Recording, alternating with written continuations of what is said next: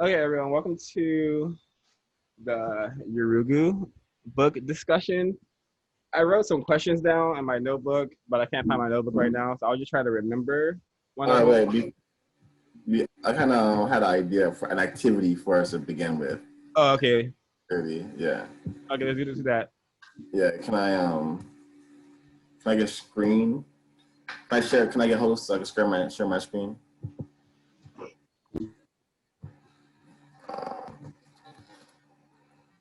Sorry, we can't hear you. Oh yeah, sure. You're about to get host right now.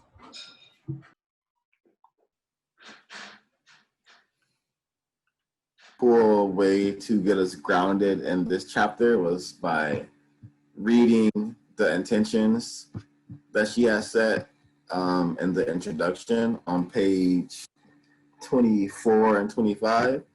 And it's really cool because it's like a list of things that she wants us to do as we're reading this book. Wait, I'm way too far down.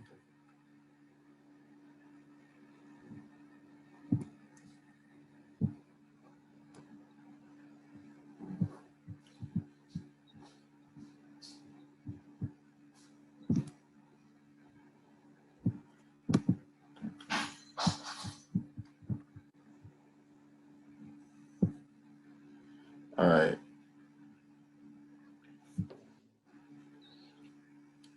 Can you guys see this, the book? Yeah. All right. Okay. So I'm gonna read this part right here, and then I want whoever wants to volunteer to start reading one, and then after someone reads one, another person reads two until we get to five. And this is kind of like get us in like the same energy so we could be in sync on what we are doing, and just give thanks to the amazing doctor. I don't want to say her name wrong because I have a speech impediment, but yeah. Marimba Ani. Dr.Marimba Ani. All right. The most insidious expression of European nationalism is manifested in the process of codification through which behavior and thought patterns have been standardized by validating theoretical formulations provided by European academia. We need only to decode its workings in order to understand the mechanism of supremacy and break its power. The objective of this study is to place the European experience under scrutiny in order to reveal its nature. We turn the tables by transforming subject into object. And in the process, we ourselves are transformed into victors rather than victims. We emerge from the yoke of European conceptual modalities that have prevented us from the realization of the collective conscious will of our people. Our objectives are specifically, and then someone else. To demonstrate the relationship between European thought, the nature of European institutions, European and anti-Africanism, and European imperialism.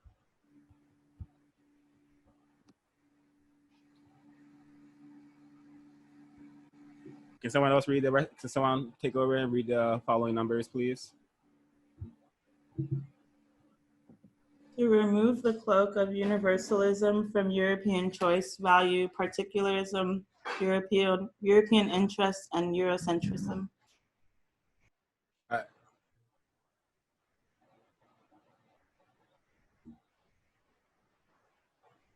To examine and expose expressions of European nationalism.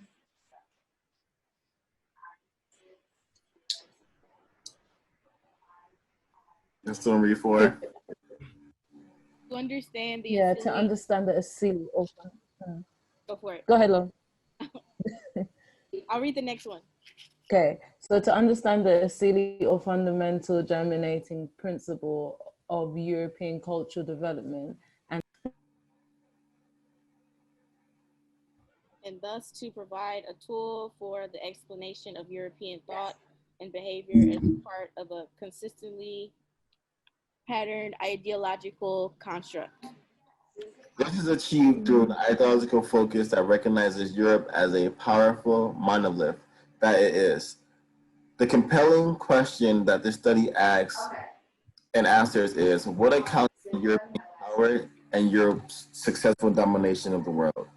The objective of this book is our liberation from that control so that we can indeed reclaim ourselves and what belongs to us. In the process, transform the universe, thereby reestablishing primary equilibrium.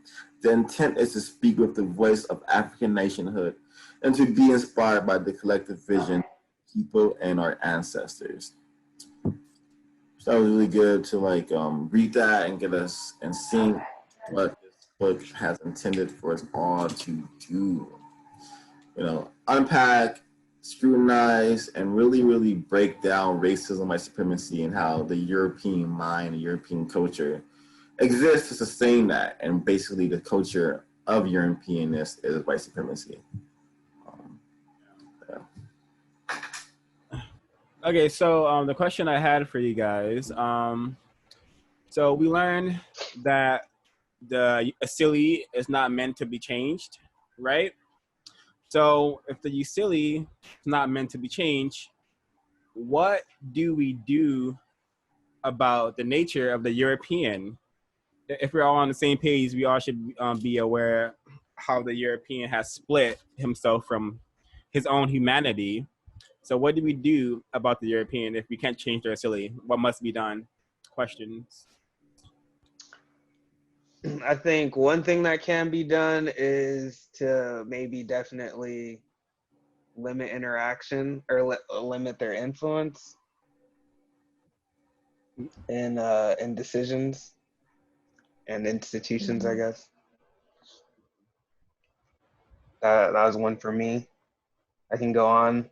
But every time this kind of comes up with, you know, how do we deal with Europeans? I just keep going back to what I read in Malcolm X's speech about how kind of they were like chased out of, you know, I don't know what area, but that seems like it seems to always keep coming back to that for me. Like I don't see any other kind of any other way to go about it most of the time. Yeah. All right. Anyone else want to answer? Yeah, I'll answer. I think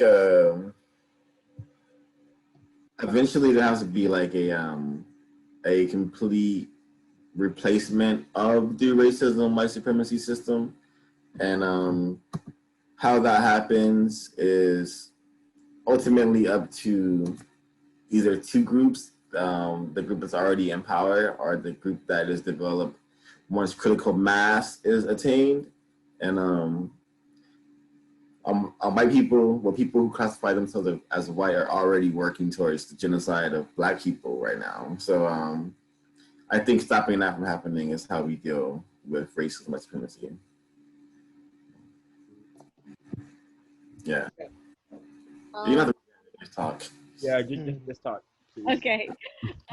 On page 31, it was really interesting when she talked about the non-self, and like to gain control over yourself, you have to, you know, be independent from what you of like what you want. And this made me think of like the concept of like ego death and like detaching yourself from like what you want. And when she says like the object, that made me think of like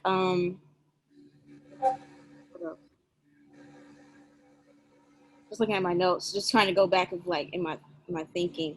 But that like the sense of detachment that really stood out to me, because on page 37, when she like continued to talk about in order to know what we're dealing with, the objects, we have to eliminate like the control over our emotions. And let me see. Instead of like using our emotions, we have to be like more reasonable to like gain the objective like thought process and like just not be so emotional, if that makes any sense, but to be more, just separate ourselves from that point of view. So I think that may be one way to try and like, think about it in a different way. But that's what I thought. I think that she's describing that's what the European has done and what they do in their culture. I don't think she's not talking about us or non-white people. She's talking about um are you saying that are you thinking that she's telling us to think in this manner, Sinead? Well, yeah, maybe I don't know. Maybe I didn't read it like. Yeah, it's okay. Yeah, I think you misunderstood it. It's fine. Yeah, maybe I misunderstood that point. But yeah, that's what I thought. No, she's breaking down how the European thinks and how the European has developed their worldview, which is a worldview that sees the universe and objects and themselves separate from these objects. So that's how the European views the world. And yeah, I want to just be able to support what you're saying and also provide a further clarification to China by reading a bit from page 32. And this is basically what she is critiquing is how Plato's thought processes was manifested through his writings and how he basically was able to get Europe on track to separate themselves from like their souls and nature, basically. The non-self. Yeah, so this right here is from page 32. The idea of control is facilitated by first separating the human being into distinct compartments, principles. Plato distinguishes the compartments of reason and appetite or emotion. Reason is a higher principle or function of woman and man, while appetite is more base. They are in opposition to one another and help constitute what has become one of the most problematic dichotomies in European thought and behavior. This opposition results in splitting of the human being. No longer whole, we later see Descartes' mind versus body. The superiority of the intellect over the emotional self is established as spirit, is separated from matter. Even the term spirit takes on a cerebral, intellectualist interpretation in the Western tradition. As we understand, it's Plato's reason and denial spirit. Reason functions to control the more base appetites and instincts. The European view of human begins to take shape here. It is a view that was to grow more dominant through centuries of European development, and that was to become more and more oppressive in contemporary Western European society, where there is no alternative view offered. For Plato, self-mastery, like justice, is a state achieved when reason controls. So when I read this, I get that this man was like hell bent on completely detaching what it means to be human is to like be in your body and to like perceive reality through more than just one aspect. He kind of just split it in two and simplified the whole human experience, which is very abstract and imaginary, you know. Yeah, entirely. Before we move forward, I want to know if did anyone else want to answer my question? What do we do with the European before we? No one else to answer the question. No, I'm happy to. I want to just give it my 2 cents. It's not related to the text per se, but it is kind of reiterated within throughout the text. Is that we focus on our own culture. We learn more of what we're doing practically now. That's how we deal with the European. We structure our own asili and strengthen it and unify in a way that we start perpetuating our own unified field, and that echoes out into society, which counters racism, because by nature the culture that we're building would be positive affirmations and positive group practices that will help us thrive. Yeah. I think what we need to do with the European is look back on our ancestors and see who were the most successful in dealing with the European And who were the most successful were the ones who discovered and realized that the European is this entire white collective that will not stop coming, will not stop trying to conquer us. Therefore, whenever the Europeans set foot on their lands, the surviving nations, the nations of Africa that survived the longest, were the ones that killed the Europeans as soon as they got in their nation, on their lands. Those were the ones that survived the longest, if you look at African history. So we need to do what they've done, codify our behavior, to limit contact with them, and codify our behavior to communicate with them properly. Because the way we communicate with them a lot of days is what we do is code switch, which is playing that slave mentality role, which is what I realized and I discovered. But long term, once we have black power, which is greater than which ideally will be greater than white power, then we'll be able to kick them out of all of our lands that we want to kick them out of, and then we'll be able to go from there. But if you want to use history, the white people, Europeans, will continuously and always seek to control, destroy, and plunder. So that being said, they may all need to be eradicated or something like that, just to be. If you actually want like peace in the universe and no forces trying to destroy, that may be the only solution. If the European proves to be unreasonable to the point where we're just gonna kill you forever, no peace. We just want to fight. Let's just fight it out. Let's go nuke each other. I feel like they rather nuke it out than piece it out, and which is the problem, So Definitely. yeah, which is the issue. I do believe Swa is saying a lot of what everyone in their mind, in their heart, their soul is probably as well saying. It's actually letting it come out of his mouth. Yeah. I don't know if I fully agree with what Swa is saying, but I do think that it's important to learn from history and like understand how certain people were not successful and how others were. I think Vietnam is a really interesting country because they fought off the French and then the Americans and then the Chinese like successfully. And I think I remember someone saying that it was because they were fighting always on their own land and they cared more about their land than those other people ever would. And I think we have to care more about our people and like preserving our culture more than we care about being nice to white people or like having any like sympathy for them. Mm-hmm. I don't know if it's about eradicating all of them. I don't know if that's like a good strategy necessarily. It's kind of a waste of resources, but I feel like it's beneficial to like actually put ourselves first, and we're literally so brainwashed that we literally put white people first like a lot of times, and I think we don't Always, really actually, yeah. do it. Yeah.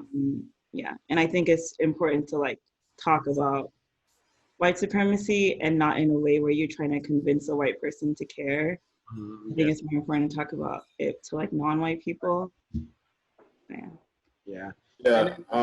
I agree with a lot of what Alex was saying just now.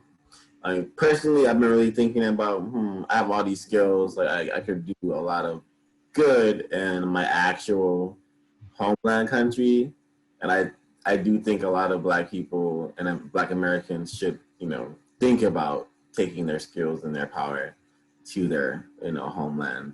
So that's what it's really gonna be.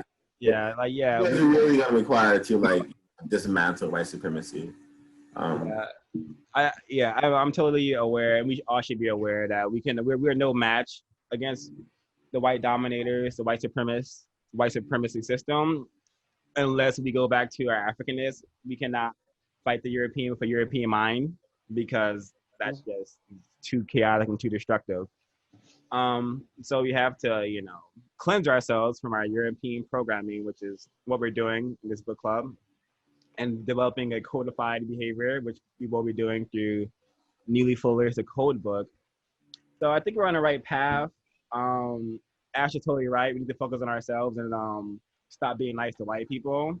we start teaching our children that white people are not the good guys. They've never been the good guys. They've actually historically have always been the bad guys, and the history is like proof. Like we should not have any fear of like talking about the stuff that we're speaking about, because we all learned this stuff in high school, what white people were doing. In middle school, we all learned that they were like having slaves and whatnot. Now we're just getting the context of how their mind works and why they were doing that stuff.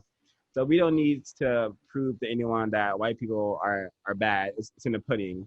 And we're not trying to prove that white people are bad. We're trying to prove that we need to end white supremacy, honestly. That's what we're trying to do here. But I digress a little.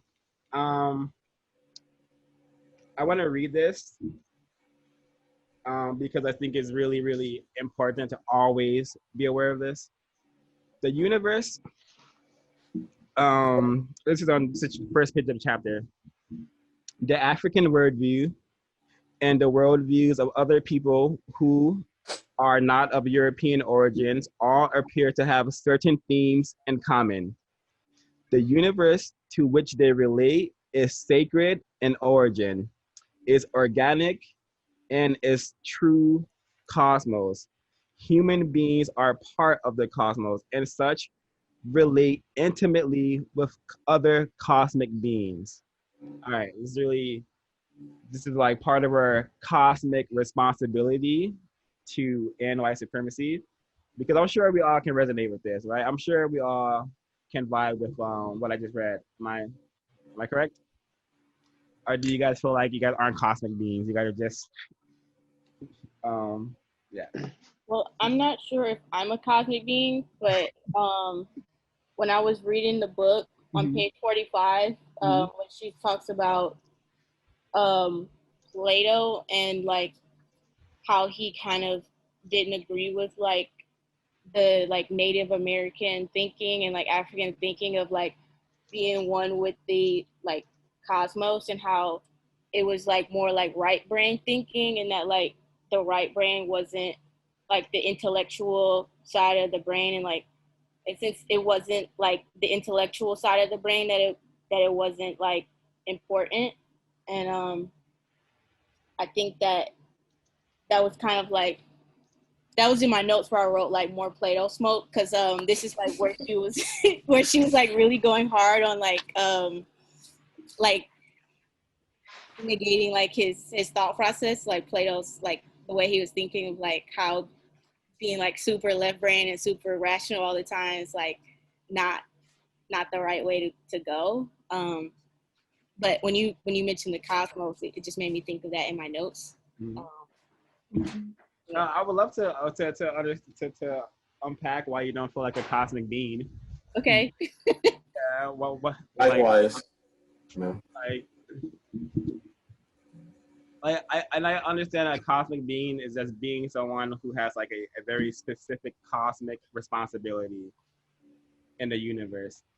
So if you feel like you were like put on this planet to do something in particular, you have some kind of purpose, I would equate that to some kind of cosmic origin. But please unpack why you don't feel like a cosmic being.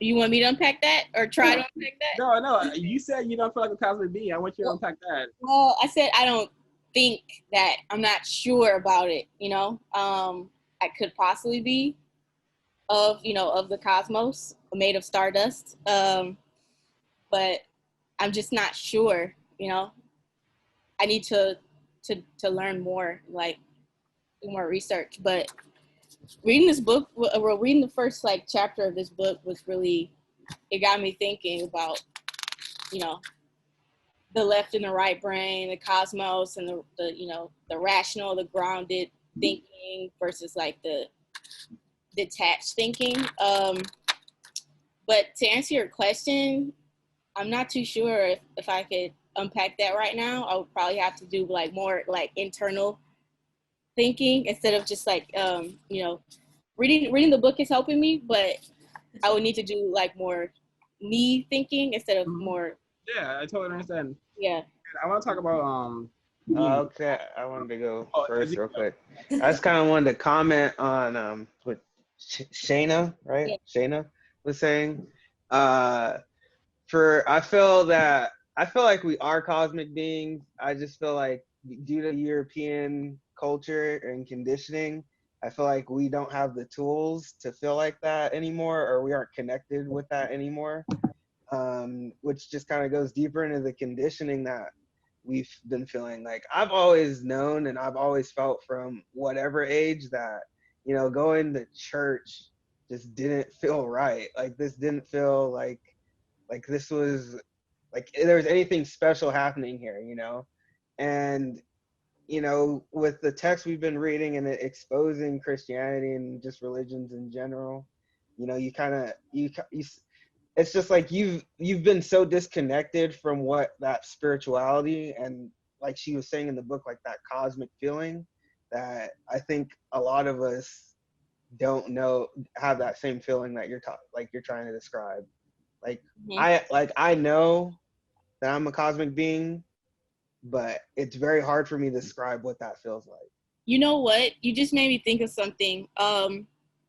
In the book, she refers to this like as you can't understand it, you can't really verbalize it. It's like because it's like one of the most profound feelings, you can't really explain it. So I think it just kind of clicked in my head. Maybe that's why I can't really explain it yet. Yeah.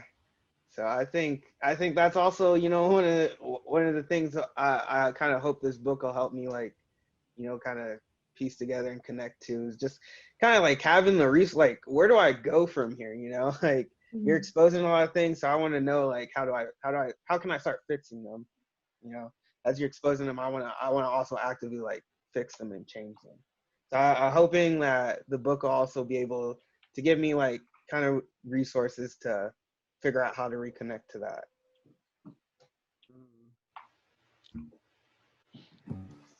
I think the book Addicted to White is more specifically geared towards that. It's like so. Okay. Just have to check that one out. Yeah, I'm sure we'll gain hella power from both of the books. So I want to talk about the rational European. Man. I personally have like not pride myself. I used to be very.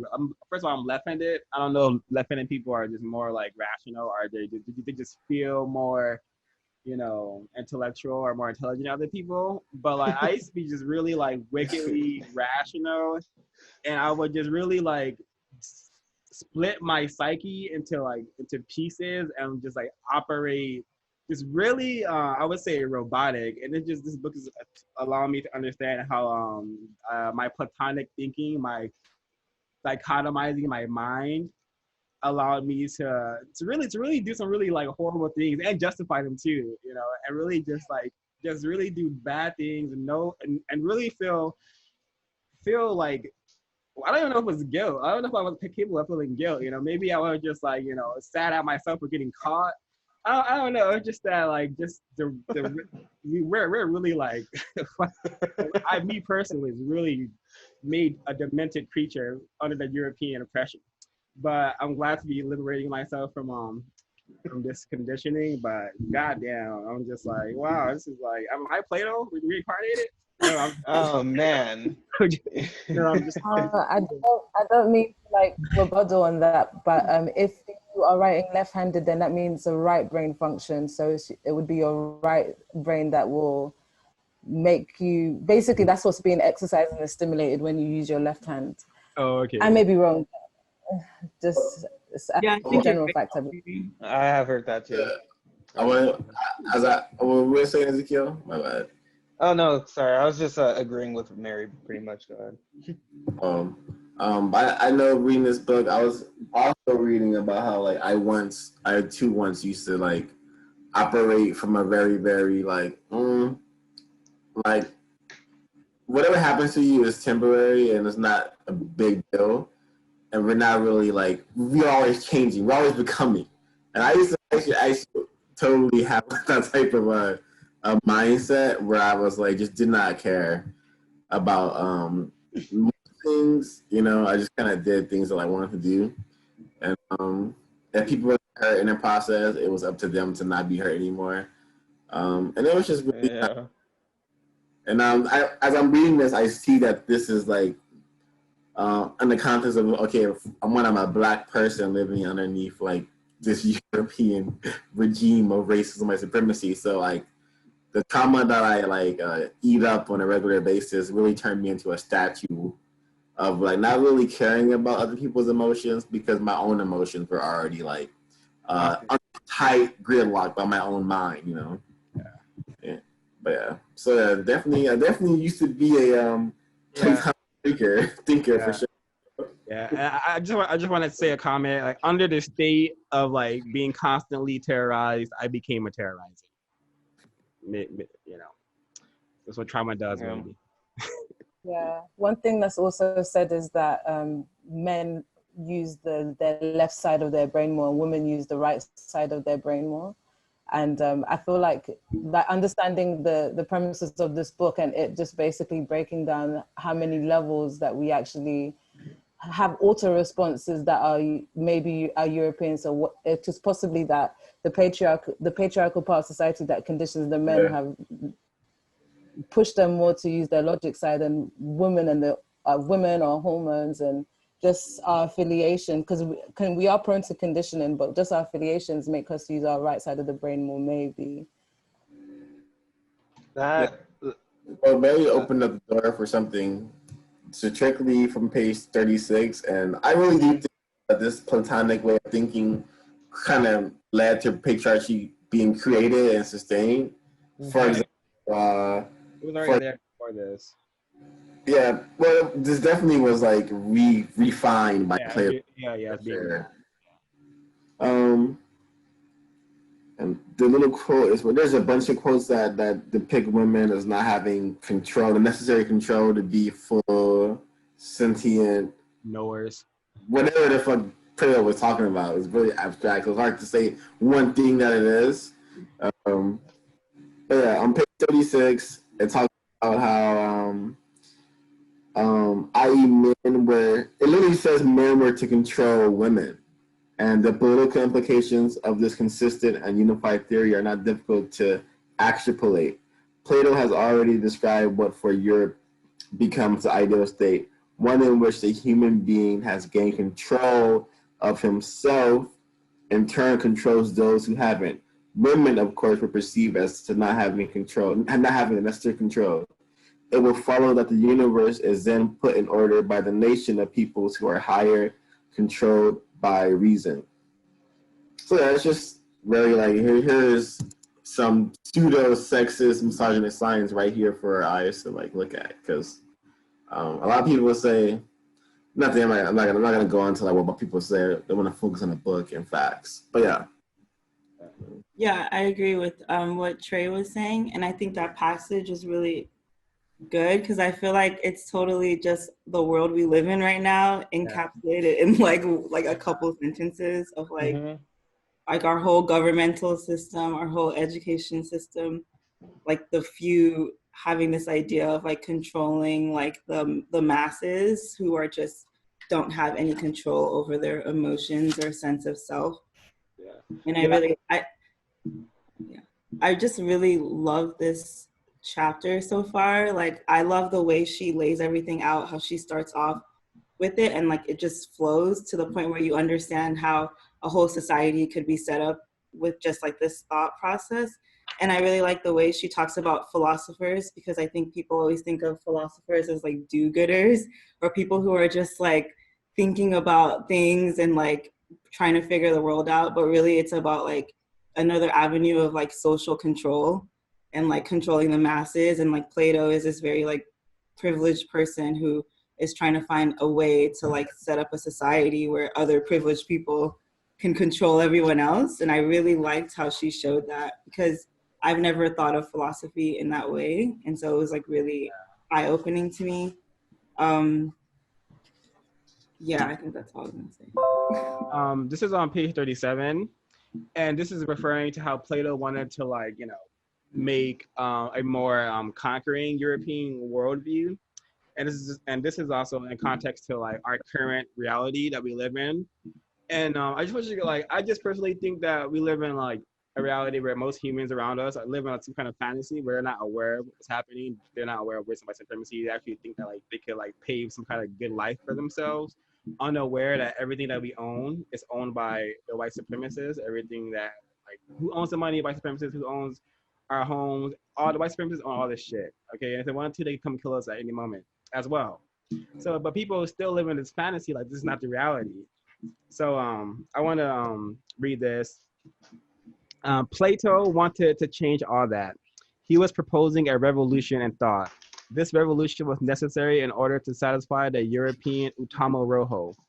Perhaps he should have said, let us pretend that the universe is not subject but object, that we are not part of it but separated from it. And let us do this solely for the purpose of experimentation in order to see what implications such a conception might have. So this is literally what we're living in. Like this, like all of these European colonies are just small experiments. Each one they dominate the non-whites in a different way.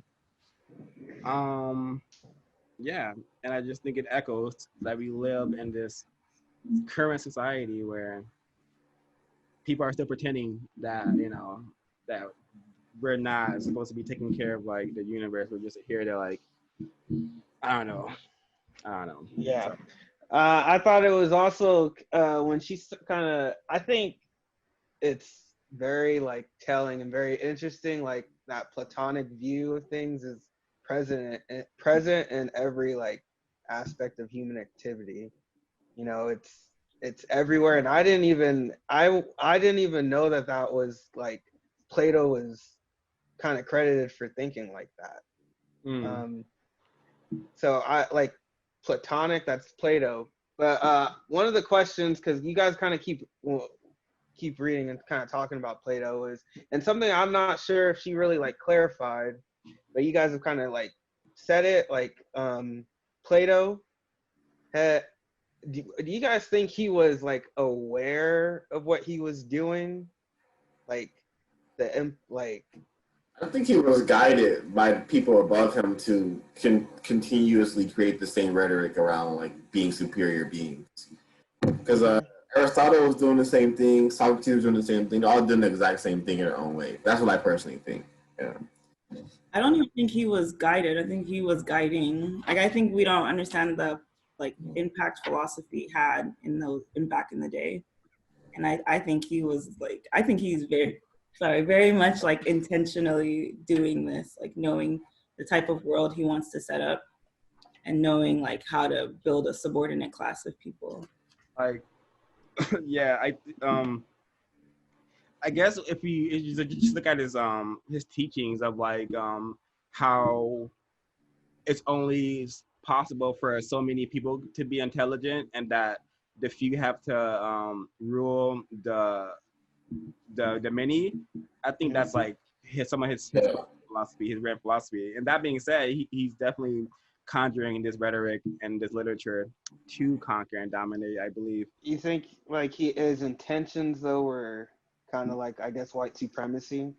I just don't know if he like had intended it would like be this well done, Yeah, because in the book, she said that the Utama Rojo, like how I think it was just waiting, or the Sealy, it was just kind of waiting for like this, like his ideas were perfect, like it was exactly what the Sealy needed, and because of like yeah, justification you for get what I'm saying, right? Like the like his ideas were exactly what the Asili, what the people wanted at the time.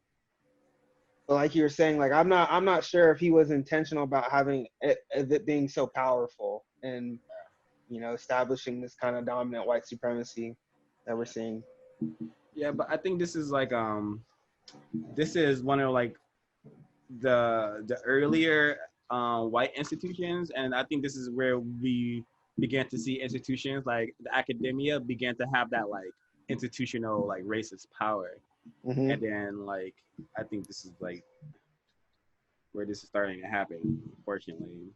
This is where it says on page 35. It's just a short uh, passage. It says, and this perceived separation, or they're talking about this separating yourself and non-self. Perceived separation gave Plato, then Aristotle, the polarizing mechanism with which to work. It was already present in the Greek consciousness, a consciousness resting on an utamoroho that had a predilection for postures of superiority and dominance. So I guess she's kind of saying like those ideas of superiority and dominance were there, but they didn't really know how to put it into the tamawazo, I guess, right? Mm-hmm. And to justify it. Yeah, so I guess Plato's ideas were used to justify it.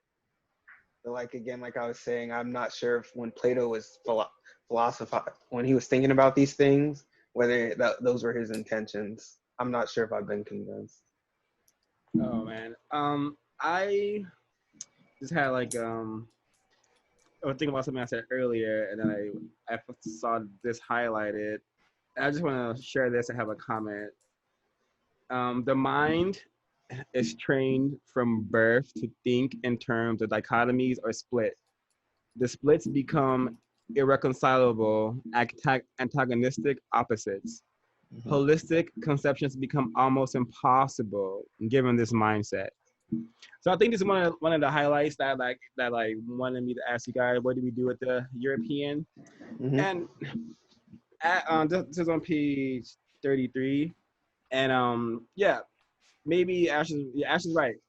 Killing all of them is probably too much of a negative thing to do. But what we could do is what they've been doing so like casually with us for like eons, and which is just lock them in cages. I feel like that's a manifestation. Like, well, in prison, like that's a manifestation. I feel like I'm looking at society. I'm thinking about society right now, and I see that is the prison system a manifestation of where the Europeans want to be? Because is that a projection? Like, is that why they put black people? Is that where they want to be? Do they want to be in some kind of environment where they're like all forced together and forced under control? Is that what they need? I feel like that may be a huge projection that. So Yeah, I think I don't think it's to like far-fetched. emphasize in that line that she says the mind is trained from birth. mm-hmm. So this is all like, a process that's intentionally done. So it can be like intentionally undone. It just requires a shit ton of work because ultimately you have to put these people on this planet. You're not going to be able to eradicate it. You're definitely not going to build a new peaceful society that's based on a genocide or that's based on people being in prison. So like you have to treat white people like children and train them to see humanity and train them to see themselves as cosmic beings and like undo the alienation that has happened because of what we read in ISIS papers and stuff. But is that I wanna ask here, who thinks what Ash said is a possible task? Damn. So far, I haven't seen evidence that that's a possible task. But if I do see evidence, I would love for that to be a possible task. But currently, I don't see any evidence for that to be. I mean, the evidence is that we require institutions to train white people to also follow orders. These same institutions are also like, forcing white people to exist in these dichotomies. If they didn't need these institutions, they wouldn't have a school system set up the way they did. Like they wouldn't have a media set up the way they did. They had to kill all those women during the witch trials for a reason, right? Like you have to train and control even the white population because a lot of white people don't actually want to do this. It's the white supremacists who want to do this. I'm not trying to be not all white people, but I'm saying that like it's important to like be strategic and really understand who your enemies are and who you're willing to put time and effort towards. And I don't think it's like worth your time to like, I don't know if I'm making sense, but You are. Systems are set up to control white people. They're just like controlling them above us. I think that is definitely something that I've still kind of been struggling with because, and as we can see in the ISIS papers, white people like reasoning for all this is stemming from their skin color, something they absolutely cannot change about themselves. So it's very like I don't know if it's possible. Like I think you have to, I guess, train them to love their skin or something, you know, like, isn't that crazy to say out loud? Well, like, in the context of the Otama Rojo and Otama Wazo and the Asili, if the Asili can't be changed, we have to create a culture for white people. The line doesn't say the Asili cannot change. It says Asilis are not meant to change. That means you cannot change the Asili from within. So we have to be the outside force that changes the Asili from outside. Yeah, but we still. Hold on, Trey. Let me finish my comment. Go for it.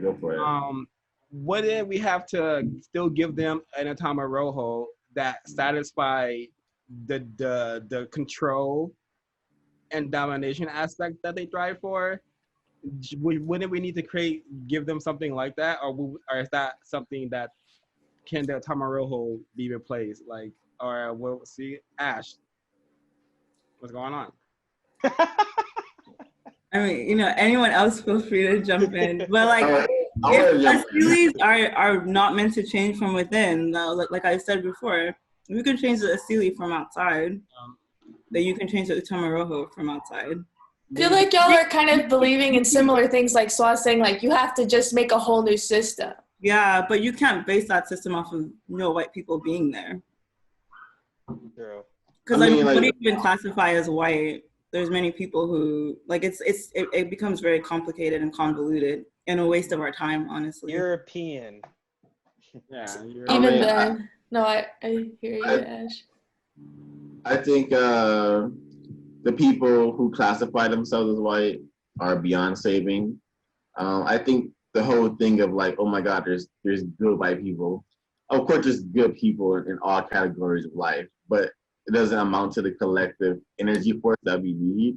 And the people who are good and they are white, I don't know a single one of them. I don't know any person that's white and reading ISIS papers and really working towards unpacking their like internalized years upon years of like racialized privilege and years of being programmed to hate Black people, to be afraid of Black people, to be afraid of others. I think it's a lot of work to be able to commit to actually combat supremacy. And I don't think any white person is like capable of doing that at the moment. Yeah. But also like besides John Brown, maybe John Brown, but a key word you said is programming. So you know, it can be unprogrammed. And also like it's up to like non-white people to like, you know, have the resources and be able to set up autonomous systems that are like self-sustaining and are actually good for the environment and like produce that type of world so that they have no choice but to join our economy and our world, because their capitalist white supremacist system is literally going to cause their deaths and they can't go to fucking Mars. Well, there's more of us who can set up our own food distribution systems, our own like I don't know, mineral distribution systems, like all of these things, and we need to do that so that they have to buy into our world. Because if not, Africa has resources that they can't take without force. If we have our own militias and our own armies, then they'll come here and take it, but they have to fight 90% of the population and they're only 10%. That's what I think. Yeah, but so far, I haven't seen the European being willing to play fair. And until I see that, I will stand by that we need to be very wary. I don't think you're hearing what I'm saying. I'm not saying that they have to want to play fair. It's about they're being forced to. Yeah, they're forced out of their system. Yeah, I just think about, you know, them just always finding a way to bomb their way into any place they want to go. You know, so we have to like before we begin to establish ourselves, we have to be in a process of being thrown out of power, or else our stuff is gonna get bombed again. Maybe I'm just historically so traumatized from them bombing my ancestors and whatnot, but it's all I've seen from them. So. And Ash, I mean not Ash, but everyone in the group, Tulsa, Oklahoma, and all these Black cities that were bombed, they were bombed when they were about to do business with like other European nations, when they're about to be indoctrinated into like the world economy.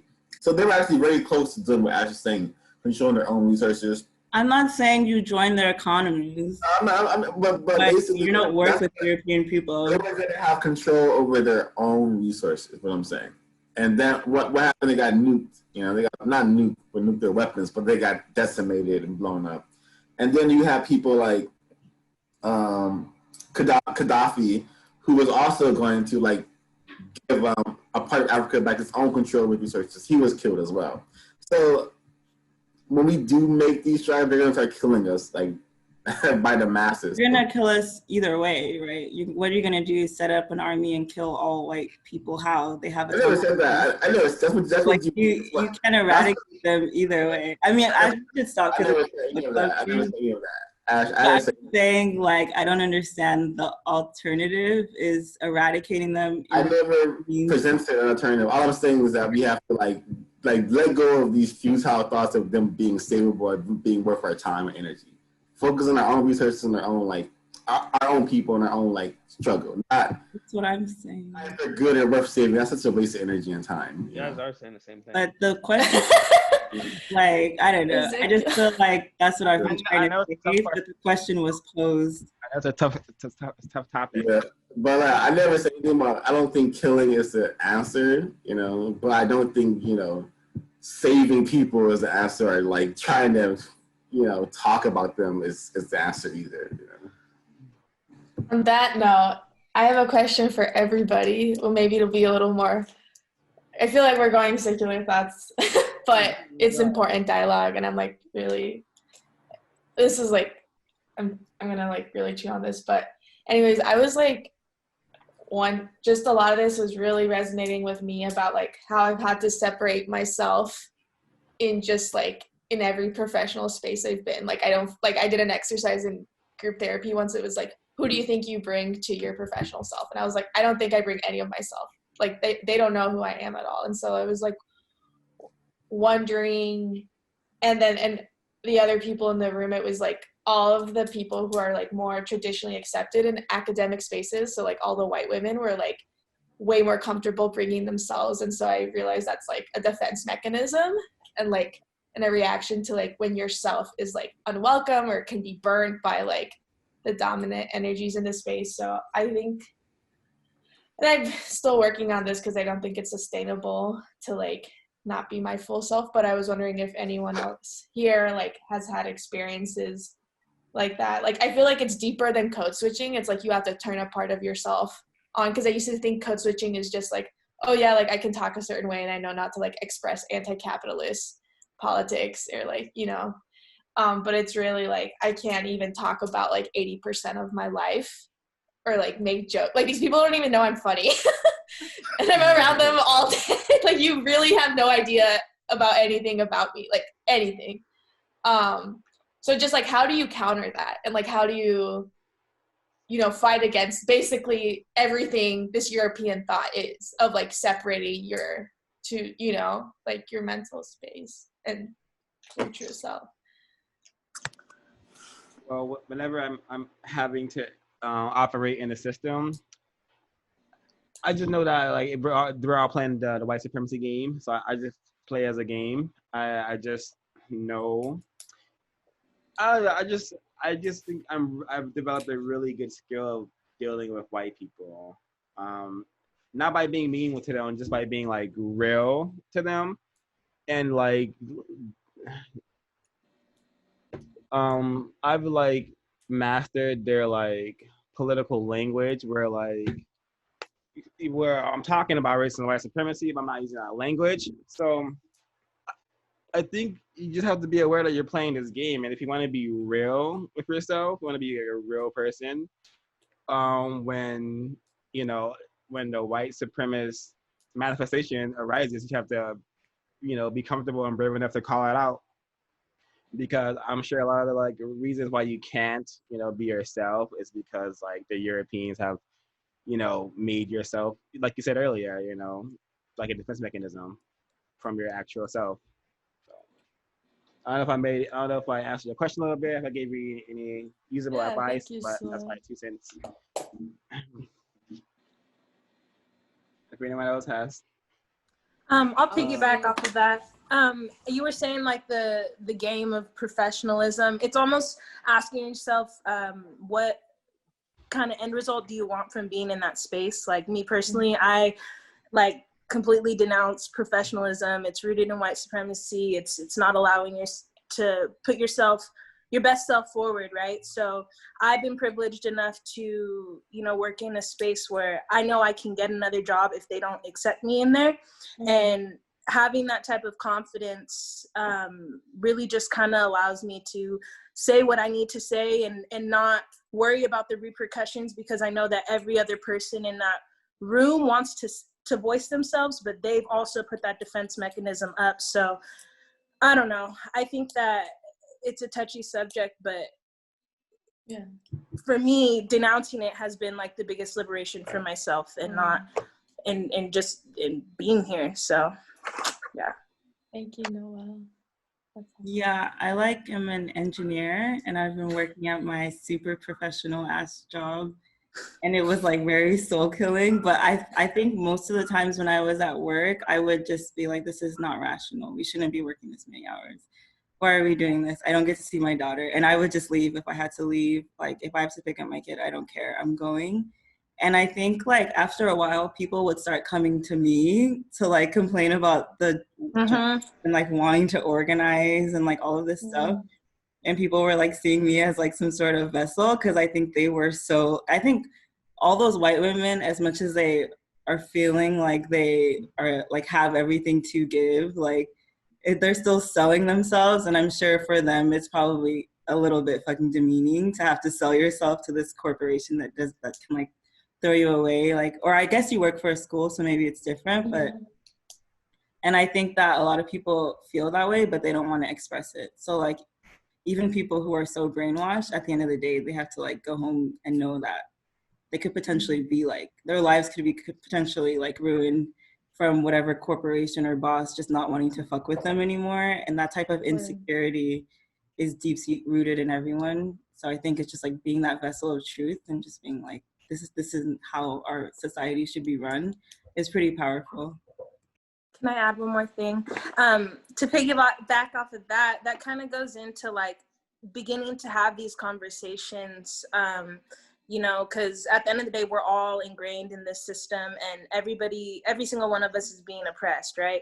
So when people who are being oppressed see somebody who's liberated, it ignites that fire in them. And I personally believe that, you know, being cosmic beings, we all got a little bit of that flame in us, and when we see it, when we see a counter being offered to us, it forces us to be drawn to those types of thinkings. And I think that having that kind of mindset with progression allows everybody to join in and be heard and be identified. So yeah.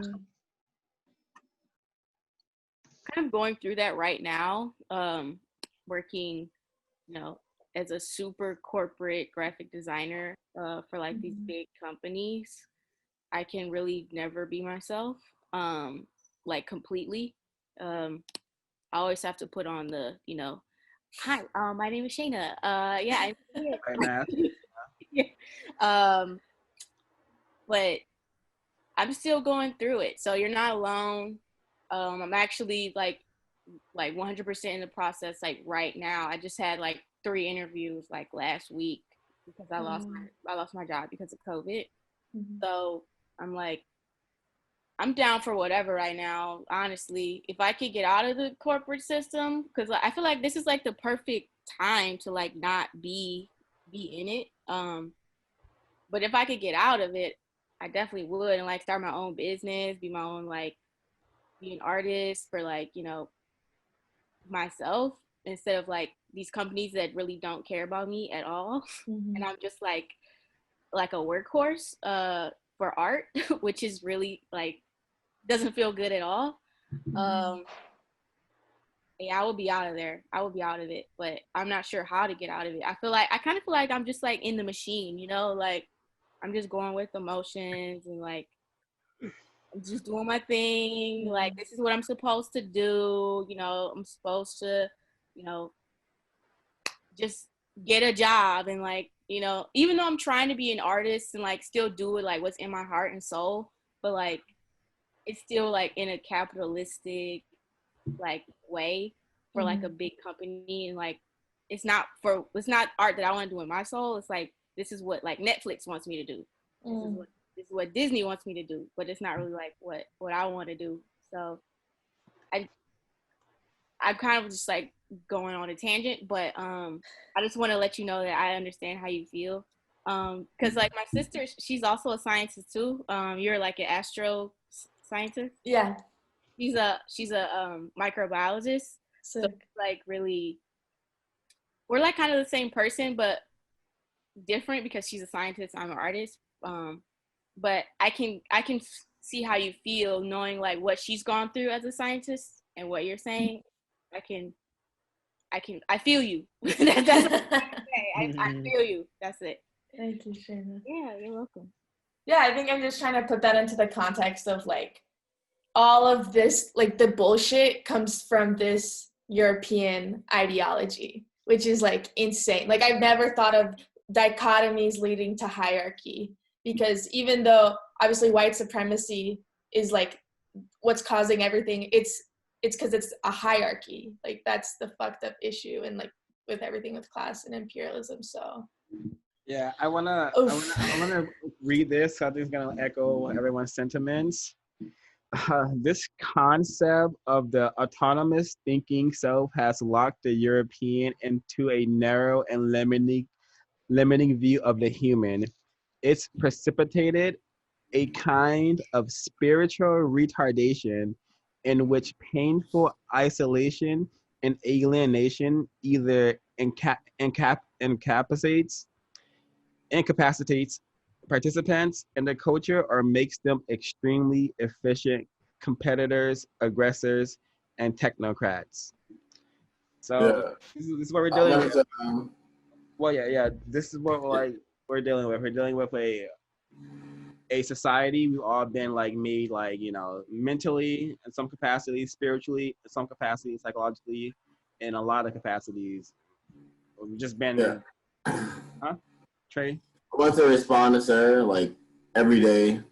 Whenever I do have to go into campus, I'm in a very white supremacist dominated realm, and a long time ago I decided to just be myself no matter where I'm at, because white people are gonna be afraid of me and scared of me no matter what, and have like disdain for me no matter what, and like do things to purposely get in my skin. Like just yesterday I was in my lecture, and we were shooting on the camera and doing shit, and then this like blue-eyed blonde white a fellow American starts talking about how she's afraid to go back to America because of Trump, and she starts talking about like just how the Planned Parenthood and black neighborhoods and shit. She's talking from a very, very like uneducated, uninformed way.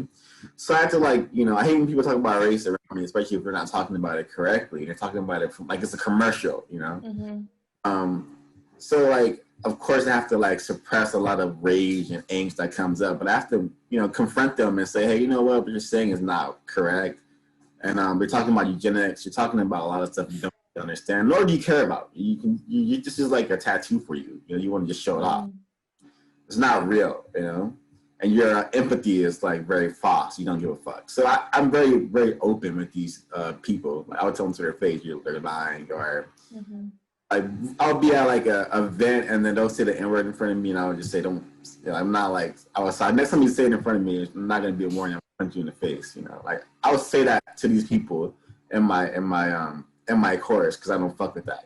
My spirit is something I'm gonna sit back and be made invisible. And for me, these are my peers at my school. I do not care to be their friends. I do not care to be associated with them after graduation. I don't care. I'm here to learn and advance my mind. So maybe you take the same year there to learn, and you didn't apply to make friends. You applied to evolve your mind and evolve yourself. So that's the important thing. Not making friends with these people, and these people don't have the capacity to even care about you. It's not their fault. I had a question about your comment. Do you feel like when you are having, when you overhear these conversations and you're coming in to kind of correct people, do you feel like you have to kind of pacify them a little bit in order for them to really hear your message and not be seen as angry or, feeling some type of way about what they're saying? I try to be. I know that people are more likely to listen to me if I'm calm and nice. So I am calm and nice, you know. But it's very blunt, you know. I'm a very person. I want to do it. I want to get it over as fast as possible. So I would tell people, "Can I talk to you by yourself over here?" And I would just tell them like what you said is really racist, xenophobic, and just uncomfortable as fuck. And a lot of people. Like the school, I go to a very, I tell you that all the time, I go to a very upside down school, man. It's pretty bad, you know? But yeah. Thanks for bringing that up, Sarah, because everyone in this fucking group can resonate with that, I'm pretty sure. I have a question about, so we all have like similar feelings, but you, Trey, you mentioned this happens to you in school, and Sarah, you mentioned this happens to you at work. So like, how do you, because there's a different way, like you can talk to like your peers at school, but you can't really talk to like the people you work with the same way, you know? So I'm like trying to. I mean, before I went to the school, I worked in marketing, advertising, and I would do the same thing with those white people. So to me, it doesn't really matter. It's a white institution, you know, and it's for learning. You get paid for one of them, other one you don't. You know, difference is very cool. Yeah, to be honest, Shayna, like I'm really lucky because the other person that came in at my PhD at the same time as me is a Black woman, and so like we can just go through everything together and process, and like that. I feel like people used to call that like their work spouses or something, like that person you can just like talk shit about with everything, but it's like so much deeper than that. It's like process everything. And so it's crazy how just having like one person that you can just like be real with and like remind you of your humanity. Like and the thing is the other people I work with are like really good and they're really trying, but I just like have these like walls up because I'm like, I just don't even want to like experience whatever. But just like, yeah, so I mean I think that's speaks to like there's definitely something to be said for like creating your own spaces, and like if you were to create like your own media agency and stuff and like hire like your people, right? It's a dream because, you know, I'm usually the only Black person like you know in the room, so I really can't like relate to like I could have like a person I work with where like we talk about like work stuff, but like they could never really relate, you know, to what I like am really gone through. So I'm glad you have at least one person. We share an office before COVID, but yeah. That's key.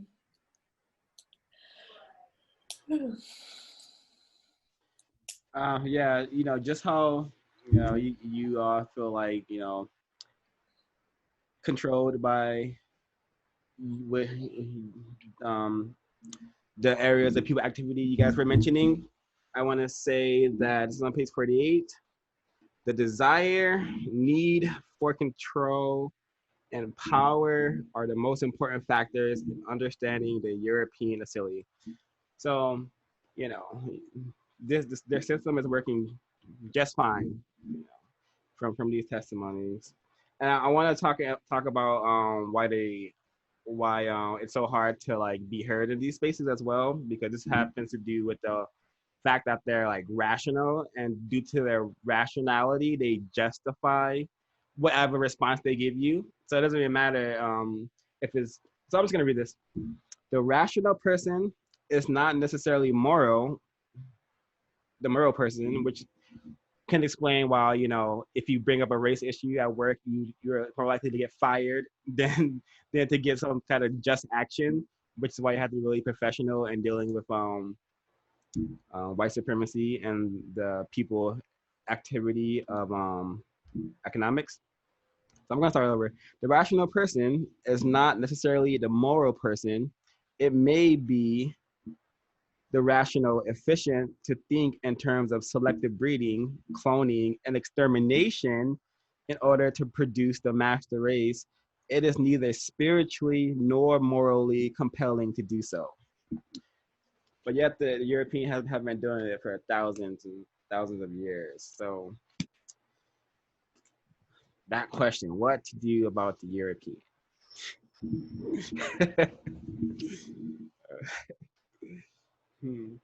Yeah, I wanted to say I really liked that part that you were talking about right now about how anything can be rationalized to them.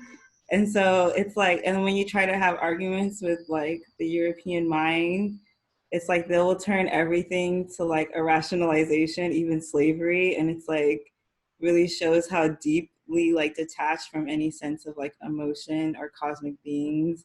Because if they saw other people as Humanity. cosmic beings also, then you wouldn't even think about enslaving people. Like it wouldn't even be a thought process.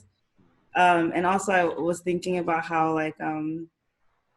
the book like flows into a lot of our like our lives, like our family structures, like the way people tell kids. It's like families are like that. It's like the adults are the two people meant to control these like emotional beings, and like the adults never learn from the children. It's always like this idea of like forcing them to teach, like teaching them how to control themselves. And I think that it's really like unfortunate how much this like Plato's thoughts have really passed like on for like yeah from then. Yeah, and like thinking about K through 12 education, we're not ever taught how to critically think.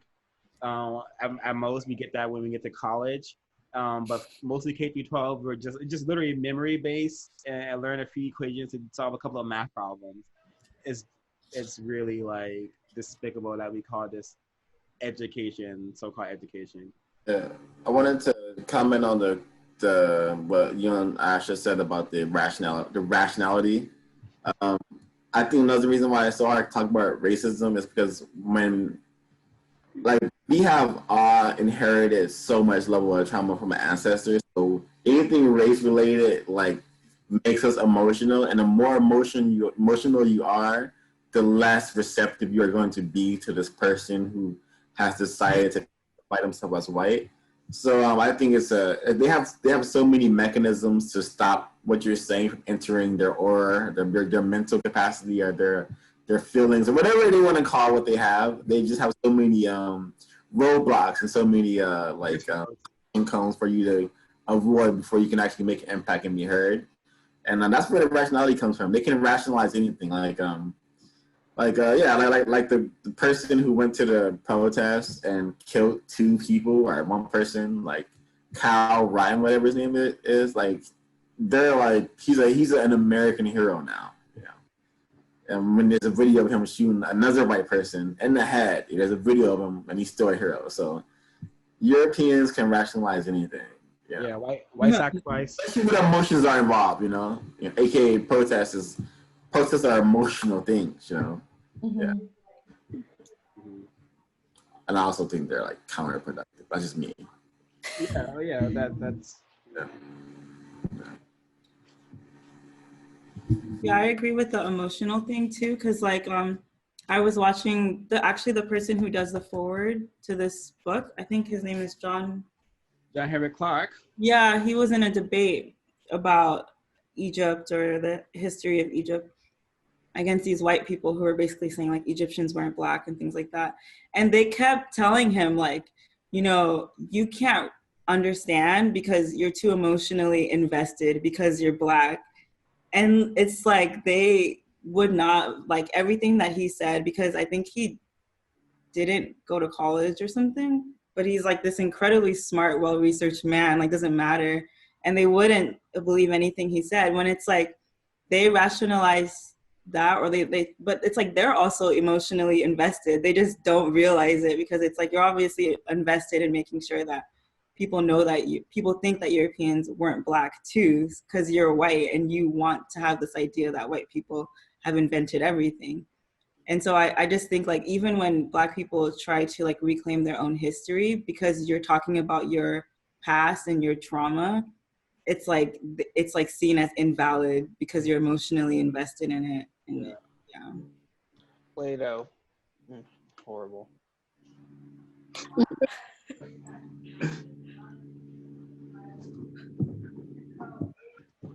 Yeah, and if John Henrik Clarke is a legend. He's read more books than most of us have seen in our lifetimes. So for any white person to have the audacity to discredit him is absolutely appalling. Absolutely. And I think too, what's really interesting in this like chapter is about our language and how much this has like seeped into our language, where everyone sees everything in terms of dichotomies and hierarchies and splits, and nothing is about harmony or cooperation or nuance. And it's so seeped into us that it's like, I was like when Mary was talking about last time, like we just need to speak a whole different language, because everything that we think about is like split now. We can't think of anything as one, you know. Yeah. I literally just I was scrolling to my old notes and I found like this old like essay like piece that I wrote called like the dichotomies of the self or something. It was just like, you know, just really like interesting writing, you know, tortured mind writing type stuff. You know, platonic thinking really had me going. No, I also wanted to read one part. It's on page 30 where she says, the acquisition of knowledge involving immersion in this universe until through sympathetic participation, meaning is revealed, expressed, and understood via complex and multi-dimensional symbols. And like that being the way that we used to learn and live would be like immersing ourselves in whatever we wanted to know about. And I think that like we have to relearn how to do that. And I don't even know how to, but it's like something I've been thinking about a lot. It's like anything that I want to know, it's not about observing, it's like about immersing myself in it. Yeah, I was like learning about ancient Kemet, and they had like, in order to be like a grandmaster and wisdom, you had to go to school for 40 years. I was like, that sounds so lit, man. But like white supremacy ruined everything. I can't even fucking become a grand fucking wizard right now, a fucking grandmaster right now. Fuck. Well, yeah. We totally need to reclaim our Africanness and but jeez, and re-immerse ourselves in like, because even the hieroglyphics, that just is total proof of like an emergent, because even understanding and like the whole creating your something a hieroglyphics takes so much like intimate work. You have to like hit stone in it, you have to like, you know, draw a bunch of stuff, you know, and all that stuff is like, you know, much more complex than a bunch of like, you know, letters, because those hieroglyphics tell like whole stories and just a couple of characters. It's just whole stories being told. And now white people would just have like letters, you know. We don't have languages and symbols anymore, you know. And imagine that, just a whole language of symbols that we all could just, you know, unpack and decode. Imagine how much smarter we would be just naturally having that sort of language, because to even comprehend and like, you know, just very damaging. Like we've been made so dumb by the white supremacy, and like the more like technology you have, the less you have the capacity to immerse yourself in anything, to the point where like what we eat, we don't even like, it's so just like we pick it up and throw it away, and we didn't farm it, we didn't grow it, we don't know like where it came from. And like that type of just separation, I think, is what really like fucks up a lot of people without knowing too. I wanted to read this part, which is what you and Swab both have briefly mentioned. And to me, it's like very short insight into like how much power people who classify themselves as white perceive themselves to have. Plato it's on page 36. Plato used his imagination. He created a reality. Hypothesis became theory. He demonstrated brilliance, perception, and vision. He must have known what he wanted the future to look like, taking into consideration the political and ideological needs of society. But I'm sorry, right there. To me, the key was hypothesis became theory. To me, that's really. I'm not a scientist, but I'm sure that's not the way it's supposed to go. You're not supposed to just be able to turn your hypothesis into a theory. And to me, was him setting the stage to be able to, whatever he thought was the way it is now. It's true. This is law now, you know? Yeah. I just want to comment, Descartes, I think, therefore I am. Damn. Yeah. Is he saying because I am white, I could do this? I don't know, maybe. Maybe subliminal. Yeah.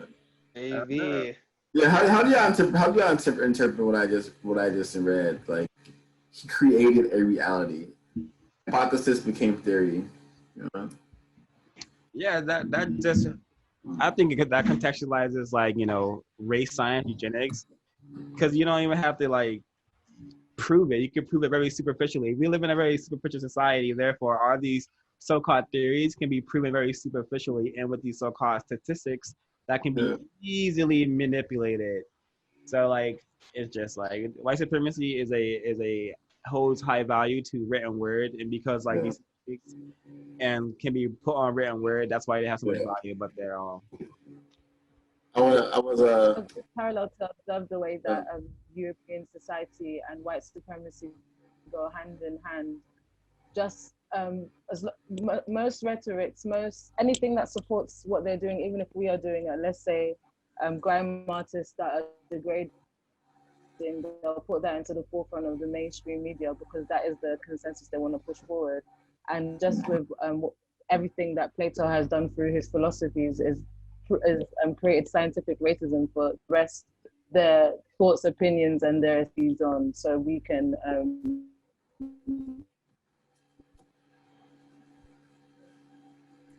I think your mic went out, Mary. so we can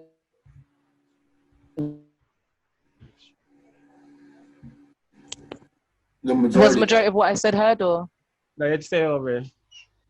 pretty much finished? Okay, so it's just the fact that it's scientific racism, isn't it? So European thought and what is presented in mainstream media, as long as it supports the rhetoric, it will be pushed further into it will be further accredited. And of course, Plato was somebody who they heavily rested on because he kept perpetuating the thought pattern in which the white society wanted to live in and continues to live on. Mm-hmm. So it would always be accredited and upheld. Yeah. And I'm sure this Plato rat was born hella privileged too. So like he just had a whole comfy life and just, created, all right, how can we keep this going forever, guys? I like this. And speaking of, all right, this reminded me of this page. I think it's page 37. It's whenever she's talking about the theory of humanness. And this just shows you how Plato, growing up very privileged, had a lot of internal conflicts that he probably wasn't able to understand. He probably was not a happy person. Very, very. I think he's a person full of angst and confusion. Most like a lot of people who are, who classify themselves as white. That's why the world is so violent. It's because so much projection happening. A theory. This is on page 37, I think. A theory of the human being has already been implied in our discussion of Platonic conceptions. We as humans are not whole beings, but rather made up of parts that are in continual conflict with one another. Like what? Like what? Like that? Who wants to live as a human being that is always like in confliction with each other? Like with oneself. That's not with oneself. My bad, I misspoke. As a Black human being, as an African, I personally think I'm supposed to be one with nature. I'm supposed to be one with equilibrium. I don't think there's anything about myself that should be in conflict, Mm-hmm.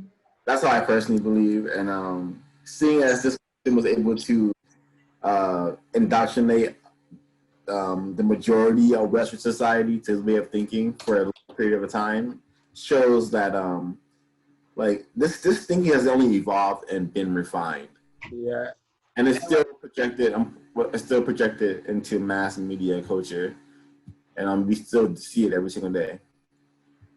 Yeah, if you think about it, you don't have to accept these doctrines that are given to us, like, and we were forced to accept them. We're forced to like metacite ourselves, and like it's pretty horrific. This is why it's very important to teach our children about racism, white supremacy, and protect them from the programming. This is continuing on what basically I want to read something that because of Platonic thought processes being a real thing and then manifesting on page 46. Um, our ancestor says what Platonic conceptions allowed for consequently was that the most politically motivated acts, examples given, wars of aggression, and racially based slavery could be justified in what passed for apolitical scientific terms, the terms of supposed universal truth, eternal, unchanging idea. So this, like Africans being, slaves were basically agreed upon and said, oh, this is how it's supposed to be. This sounds about right. It looks about right. Sounds about white. Yeah, and it's about white. And I don't think it's like I know this Plato guy was definitely attached to the Roman Church because the Roman Church were like among the first people to say, you know what, we agree that African people should be destituted to a life of slavery and servitude forever. Like, they had a whole commission and talked about this shit and agreed upon it that yeah, Africa is gonna be our our life force for forever. Yeah. And the Romans were having Africans ate in the Colosseum by animals and shit. So like, the Romans ain't never been no fucking good. So yeah. You know, one time when I was a kid, I remember watching something where they tried to find the weight of the human soul through like math, and they weren't able to do it. So they just like came up with the idea that there's no such thing as a soul, and it just like it's like perfect. Like the book is just a perfect example of like how detached from our body, like from ourselves we are, to think that like you can scientifically find a soul, and because of that there isn't one. It's just rage. That reminds me of the Brother Cabone video that I put in the WhatsApp. He breaks down like the white dominators so well. He talks about how like they want to put everything in a math equation formula, and they're trying to figure out the universe. They're trying to write out an equation that's going to be like 2 miles long or something. But like for what, you know? And he says that with some really important stuff that's been resonating with me is like white people, because they love like death and destruction, they made death taste sweet, and like, and in a literal sense of how like we're addicted to sugar. Well, I'm addicted to sugar. So I'm trying to break this. I'm trying to like stop eating sugar. I'm trying to really like stop eating dead animals as well, because I'm become aware that we're at war with like, you know, we're being genocided, and a part of that war is our black folks dying from what the white people call excess death, but what he calls people dying because they don't have correct life-saving advice that white people won't probably give you all that often. So I would definitely check out those Brother Cabone videos if I were you guys. Mm-hmm. I think we're all somewhat addicted to sugar, as you Yeah, can. I know it's tough. For real. Yeah, I used to Oh my god, it's like I used to get like a 2-liter soda a day. I literally ate a bag of gummy bears. I know. We're all working on it. I'm doing well, like, cause the whole when you're talking about the whole meat and stuff now, like when she started making the distinction between like I think it was earlier, like in the intro where it was she was making the distinction between like how Europeans separate themselves from the universe and nature.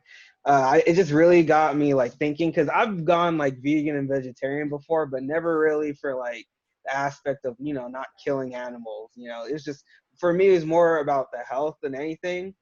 And I always thought those people were nuts, you know, but like reading that now and really like thinking about it, like I honestly am like disgusted. Like I don't want to indulge in that anymore, to be completely honest.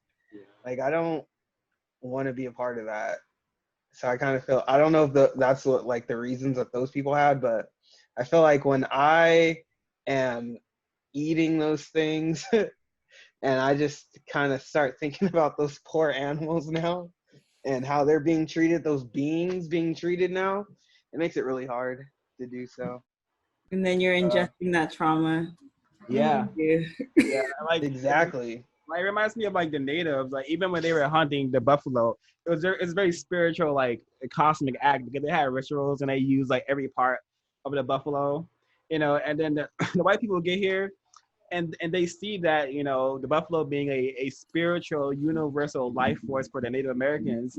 And what do? They fucking kill all the fucking buffalo so the natives are fucking starved. I'm like, Jesus Christ, the whites ain't right, man. Yeah. Us. And it's like, even that whole like idea of consuming like flesh like that is European, because Europe is half the time they can't grow anything out there, so they have to rely on things like that. So it's just, Yeah. It's like not a matter of not interacting with nature, but doing so like in a restorative way. Mm-hmm. And I think even the way people think about eating better is like in a way platonic, because it's this idea of like controlling your urges instead of understanding how food affects your well-being and how it can be used in a positive way. It's just like, I just need to stop doing this, instead of being like, maybe I should take more of this because I can grow better in this way. Yeah. So I think it's also like we need to think differently about how we think about food in general. Yeah. Actually, you made me think of a question I've been thinking about the word platonic. After reading it about it, like in the book, it had like a totally different meaning for what I've always thought it meant. How did you guys feel about the word? I'm just connecting that platonic is platonic. I'm just connecting the two. Yeah, me too, honestly. Like, I was just thinking like a platonic relationship. Like, what is that? Yeah, I know. I get it. It's a relationship that's controlled and like separated. Yeah. I know exactly what that is now. God dang. I'm saying this stuff is so real. Like, it's just everywhere. Like this whole platonic thinking and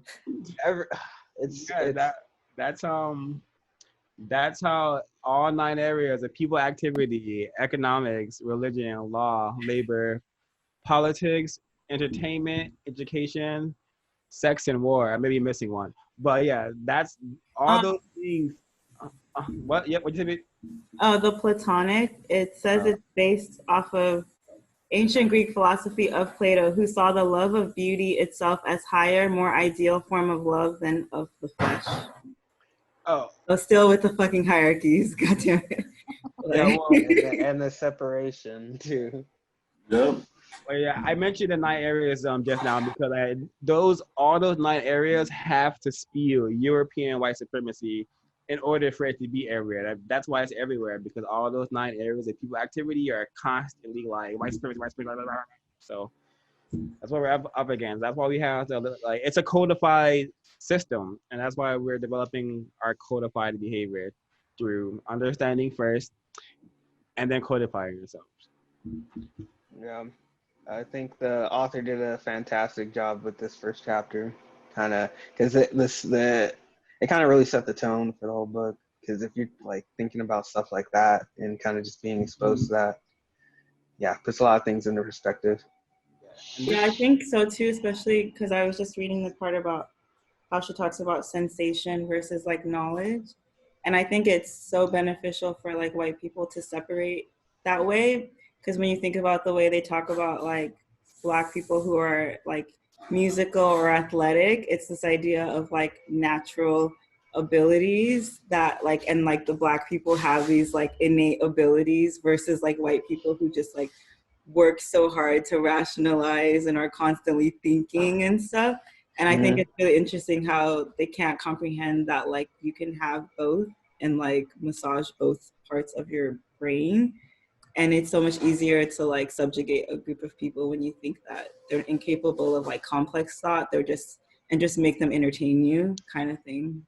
Yeah, it's like they don't think, they're convinced, They're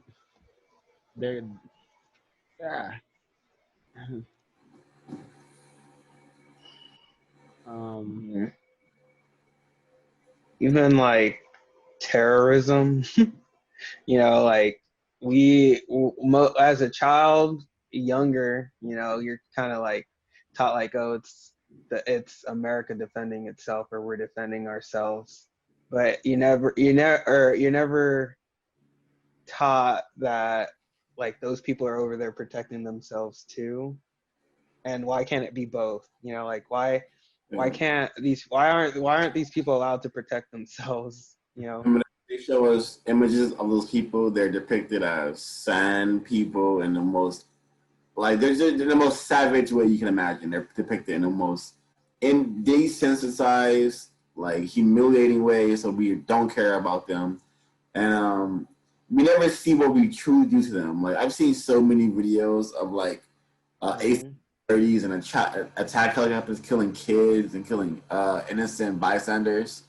So yeah, Americans don't really know what is going on in Syria and Afghanistan, Iraq, all these places that we have invaded for their resources. But yeah, I hella agree with what you're saying, Ezekiel, that no one really knows what the wolf of the world is doing right now. yeah. Complete genocide, complete rape of resources. It's diabolical, you know. Yeah, literally. Yeah, I just wanna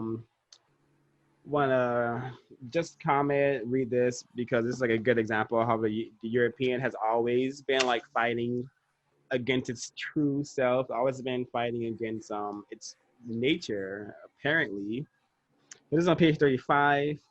And as those boys points out, the Greek male human defined himself very much in terms of opposition to what he was not.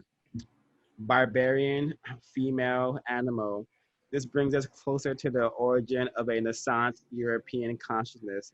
She asserts that the Greek male struggled against imaginary barbarism, bestiality, and effeminization, projection. So these are like things that what I feel the European consciousness wants to do freely, but it causes too much conflict amongst like them if they were to act this way freely. Therefore, they like project it on others, and then eventually like do it to others. Because if you like convince yourself that like black people are animals and you're raping them too, like shouldn't that be a form of bestiality? I don't know. I'm just saying, but just using their language. Any comments? I have a suggestion for maybe for like a future meeting.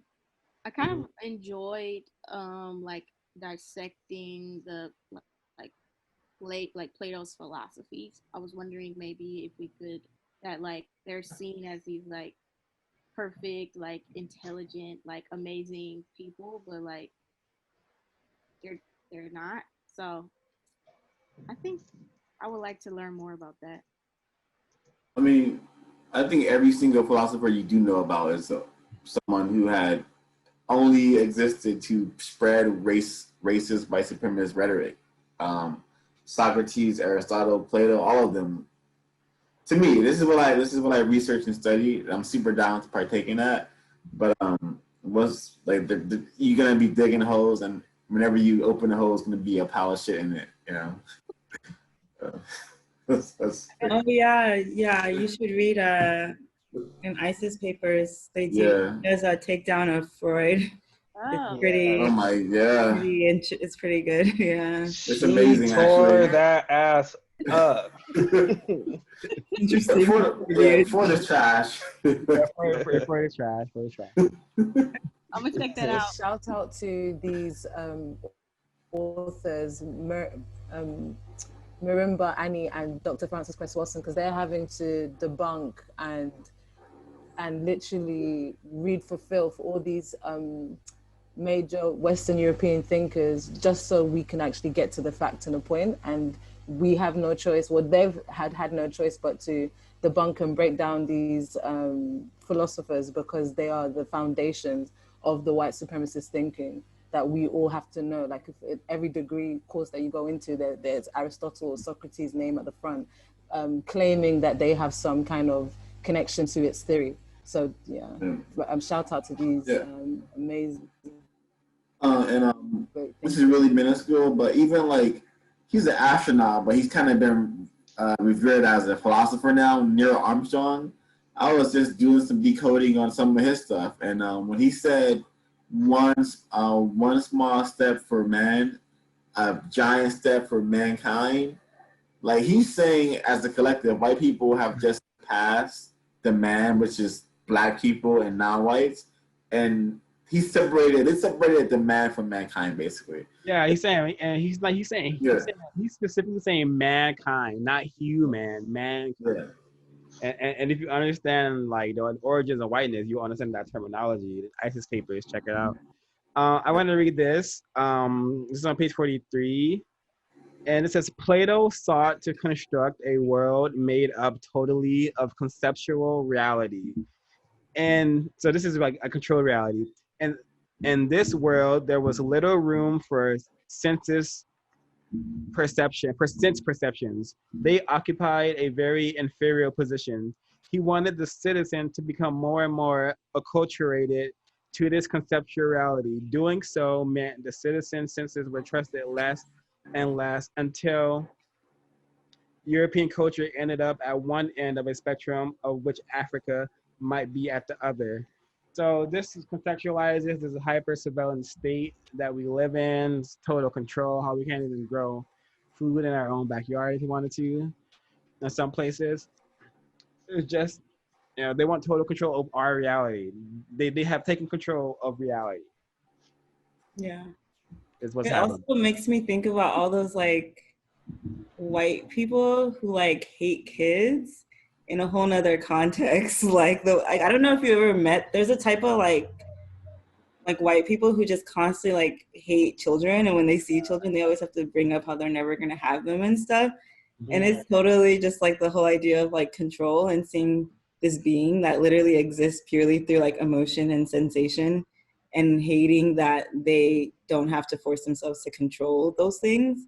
I think it really brings up a lot for certain people that they can see someone be free and they're not able to be free.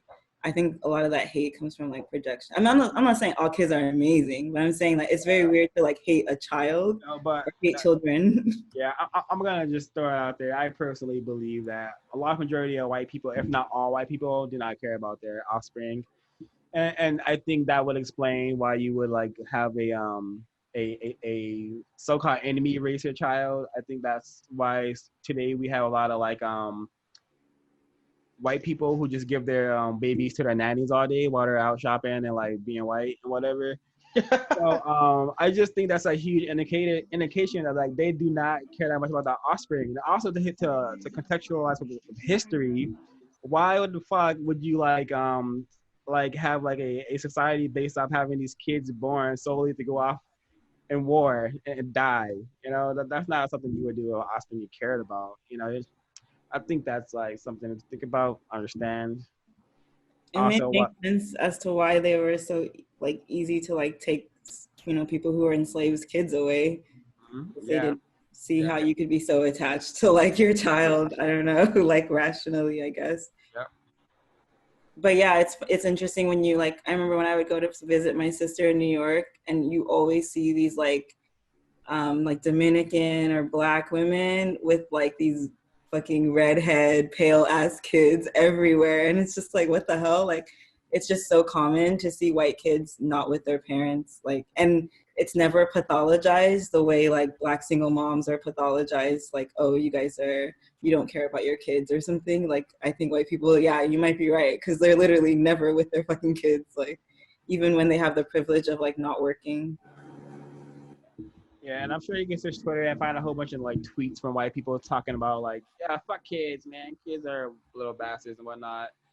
So, yeah. I mean, we've been studying. I mean, this whole chapter is about how it's a really, really it's a deep chapter, but at the end of the day, it's about how the European Western civilization is anti-nature and against nature, and separated itself from nature in its conception. And having children is, to me, one of the most naturist thing you can do, because you are self-reproducing. You are reproducing your own DNA. You are creating yourself again, basically. Of course, there's free will and all that stuff, but at the end of the day, you're making yourself. Yeah. Yeah, and think about all the women who like voluntarily like have other women from like India, you know, carry their children just because. That's surrogacy is like a whole nother sense of like detachment from. And it's superficial aspect too, because they're doing it to preserve their superficial body, what they perceive to be superficial, what they perceive to be necessary to preserve. It's interesting.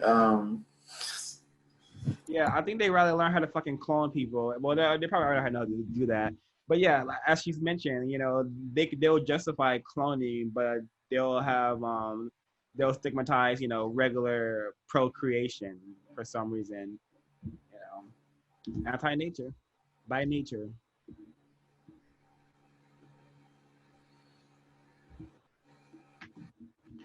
Okay, peace out, Sarah. Thanks for stopping by. Thanks for the Later, energy. Sarah. Take care, Sarah. Oh, yeah, I wanted to read this part because I think the Republic, like the Republic Party and like, Republic Talk has reminded me that wow, like all the stuff that has to have a republic in it is probably a system and a structure of racism and supremacy. My bag over there. I think I'm just read the whole paragraph. It's on page 50. In his theory of human and the state of the state, Plato succeeds in exercising human and social reality of its problematic and ambiguous character. He does this by creating his own reality in which the mathematician abstraction reigns. Real truth, he says, is what we do not experience. It is unchanging being. Our experience is not real, but constantly changing and becoming. What this allows him to do is, in fact, create an unreal reality in which ambiguity,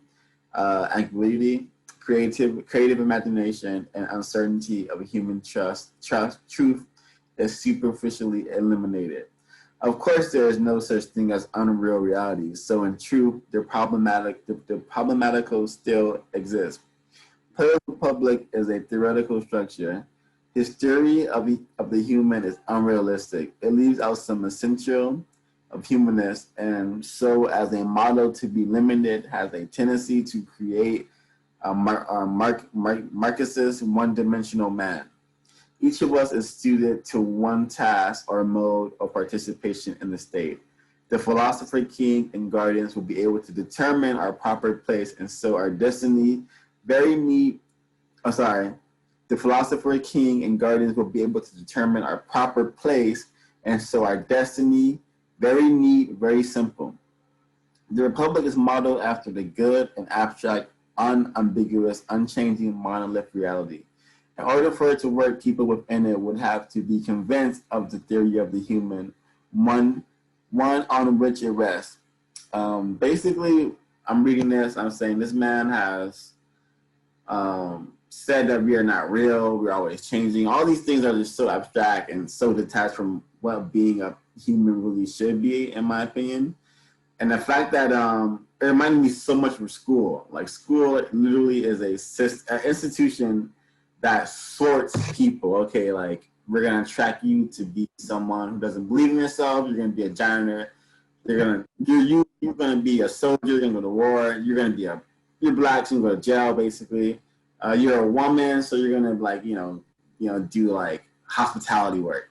Like schools have a job as sorting the flock, and those who are like aware of that system either play into it by competing and going to college and getting a good job basically, and others are just completely rejected, and those are the people who get cast out and become like problem childs, and they get forced into the school to prison pipeline, which is primarily attacks and targets black boys and girls.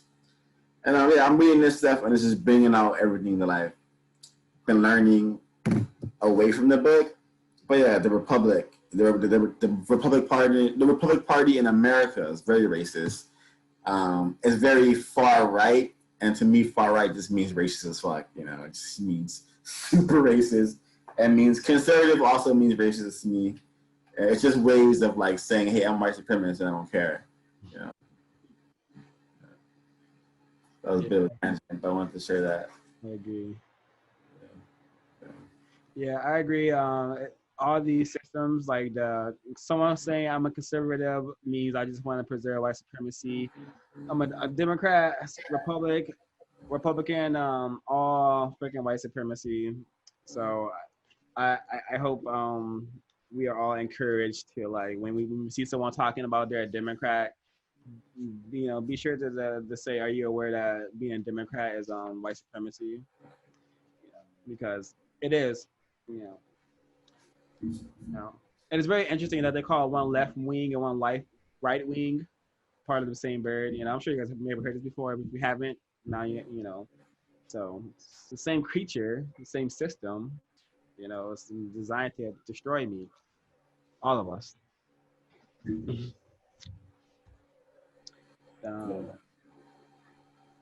Yeah, I think what you were saying, Trey, about the whole like sorting thing was really interesting in school, especially in another section. She talks about how like literally the only people who will survive in this type of world are like the people who are highly like ambitious and like the type of people who like are technocrats, etc. And it's so interesting because I feel like all of this really leads us to this type of society where so many people are just thrown away and it's just like rationalized in a really sick way. And I think about a lot of just like, you know, like doing work with like houseless people and how much they're just like thrown away and how much everyone just sees them as like almost like using or like, I don't know, like it, and I think it's really interesting because I think if you really thought about everyone as a cosmic being and you thought about yourself within this universe, then I feel like your first thought would be like, well, no one should suffer because we're all interconnected. So like whoever is doing the worst just needs the most support. It's not like their fault. And I think the way that we exist now has really built a society where like it's just crazy how many people are just not just in America, you know, like the whole like I'm listening to this podcast about Iraq and just like all these people are just thrown away, like in not just like physically but like in our conscious, like we don't even think about them, like, and yet like, literally the reason why we're able to like drive our cars or go places is because we're extracting resources from these people, and yet they're just thrown away. I don't know. Yeah. I was listening to this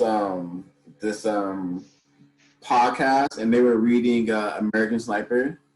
You know, Chris Kyle, the guy who killed like over 100 plus people. Basically, he said when he went to the Middle East, which is North Africa, when he went there, they gave him orders: kill anyone who's between the age of any male you see between the ages of like, what was it, 20? It was 24 to like 30 something, which is the age of procreation, basically. You know, so to me, it just shows how white supremacy manifests. They weren't protecting anything, and like the way they rationalize, I'm killing these people to protect my guys. It's like so dumb.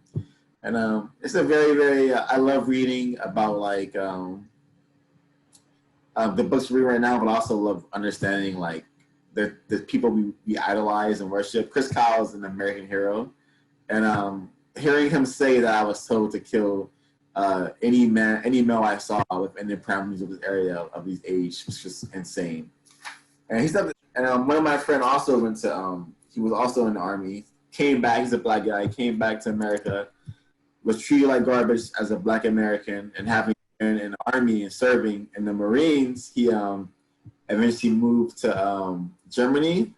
And I had a conversation with him a few months ago. He also told me that they tell him to like kill anyone in the ages of 24 to blah, blah, blah. You know, this crazy stuff, yo, crazy. Yeah, I'm actually in talks to have a discussion with him over the Zoom. Yeah. Yeah, it's actually the average height in Afghanistan is like lower because of how many men have been like, they like on the drone strikes, they would kill anyone over 6 feet.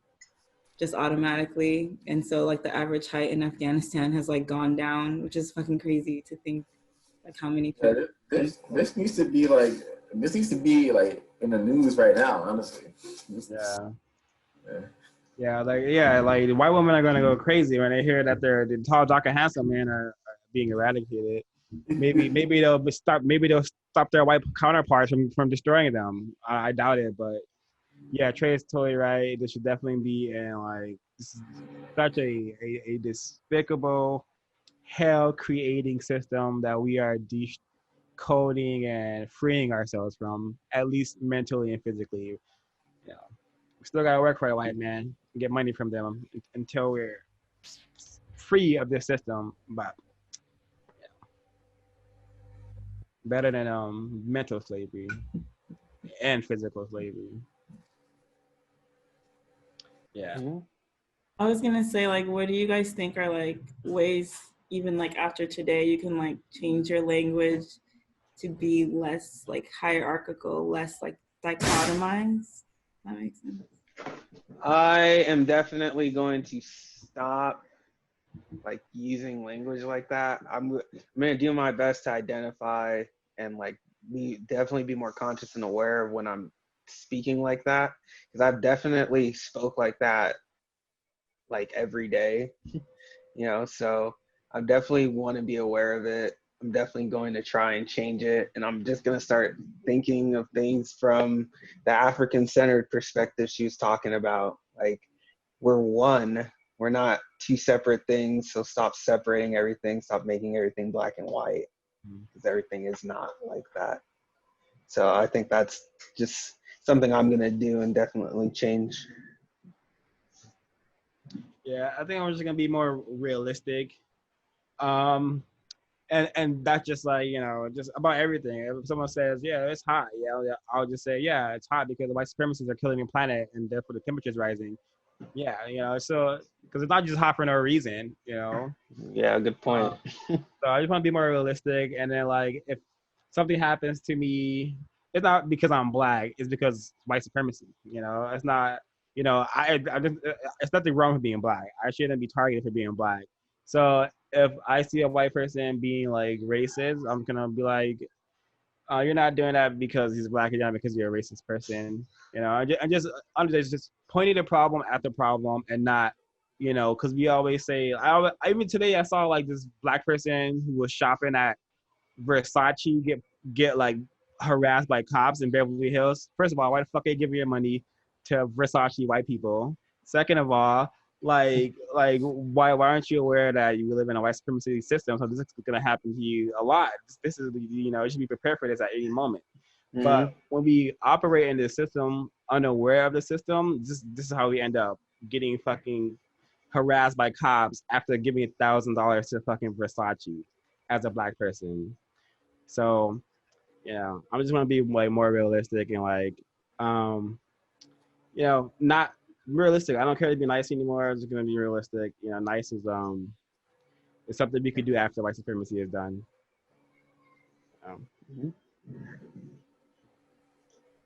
Anyone else want to answer the question?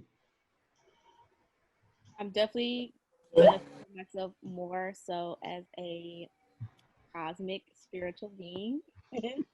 After this conversation, I really do. I know earlier I couldn't really explain my like feelings, but after this conversation, I do feel like the way that we described it while we were speaking, I can definitely relate to those feelings, like with like animals and like not wanting to eat meat.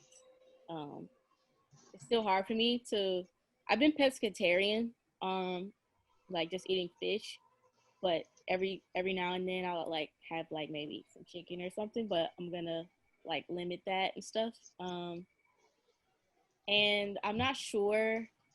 I say all that to say that will help me somehow, to answer your question. I'm not sure how it'll help me, but I feel like it will. Does that make sense? Yeah, you saying that you feel instead of knowing is also like, I feel like that's good. Because as long as you feel it, that's what matters. I do. Also, I'm gonna have to go soon. That's fine. Anyone can check out whenever. Oh, okay. It's a pleasure to have you for this long, honestly. Yeah, I was trying to hold on until it was over. What time do you guys usually wrap up? Or There's no time. there's no. So it's Yeah, like it's so fluid, whatever we feel. But you always feel like free to leave whenever you need to. Like don't feel like you have to stay. I wanted to get back to talking about books. So this Okay. is a different book, but it's all about the European perception. Well, this chapter I'm about to read a piece from, and I think this goes so amazingly with what we've been talking about. We've been talking about like Plato's understanding, but now I want to talk about the collective and how it's necessarily changed. And this book is called The Secret Science of Black Male and Female Sex. This chapter is called Man versus Mankind. And it's just super, I think it's super relevant. And when I read it, I knew I was going to be reading it to y'all because it's just so telling. Caucasian mythology reveals his mentality. The Caucasian's mythology tells a lot about how he views himself and the world around him. It gives you a blueprint on how he thinks and his worldview. It is my conclusion that there will be no concept of a monster in the world if the white man didn't create him. All mythologies of people of color recognize a lower level consciousness and contrast it to a character of higher consciousness.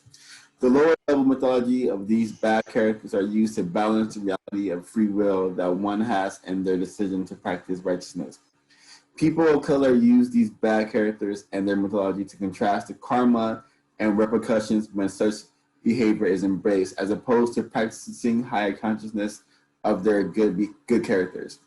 Caucasians glorify their monsters or character of lower consciousness. They worship them by making movies about them, action figures, and memorabilia. They promote and embrace their lower level behavior and show a favorable outcome from the devious behavior. Characters such as Jason from Friday the 13th, Freddy Krueger, Chucky, Pinhead from Hellraiser, Michael Myers from Halloween, Hannibal Lecter, Leatherface, Candyman, Jigsaw from Saw, Damien the Noxus from Natural Born Killers, Norman Bates from Psycho, and many more. The white man's legendary monsters reveal more about his mentality and psychological makeup. The character of Dracula is an example of his behavior. Dracula is a vampire from the European country of Transylvania. The white man also comes from Europe. In order for Dracula to survive, he must suck the blood or life force out of his victims. The European also sucks the life force out of people of color by means of slavery, oppression, and colonization. In his efforts to survive and conquer the world, Dracula cannot come out in the daytime for fear that the sun will kill him. People of European descent must also avoid the sun for fear of dying from skin cancer. Dracula is regulated to having immortality in a lower physical dimension, and it cannot transcend into higher spiritual consciousness. Because of Caucasian's lack of melanin, he also cannot transcend into higher spiritual consciousness. I thought this was really relevant. Yeah, I need that book. Yeah. That was bars. I totally wow. Yeah, anyone want to say anything about that? You agree with it, disagree? I see Swab agrees with it. Yeah, I totally agree with all of that.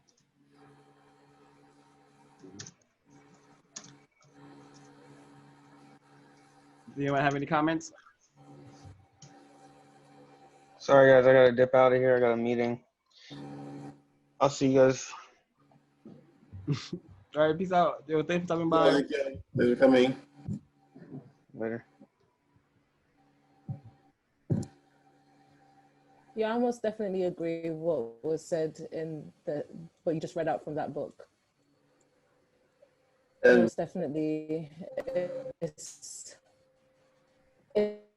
reiterated throughout media. That is the rhetoric. The rhetoric is white people's fears. The horror genre is literally white people's fears. Your mic is breaking up. No. Yeah. No.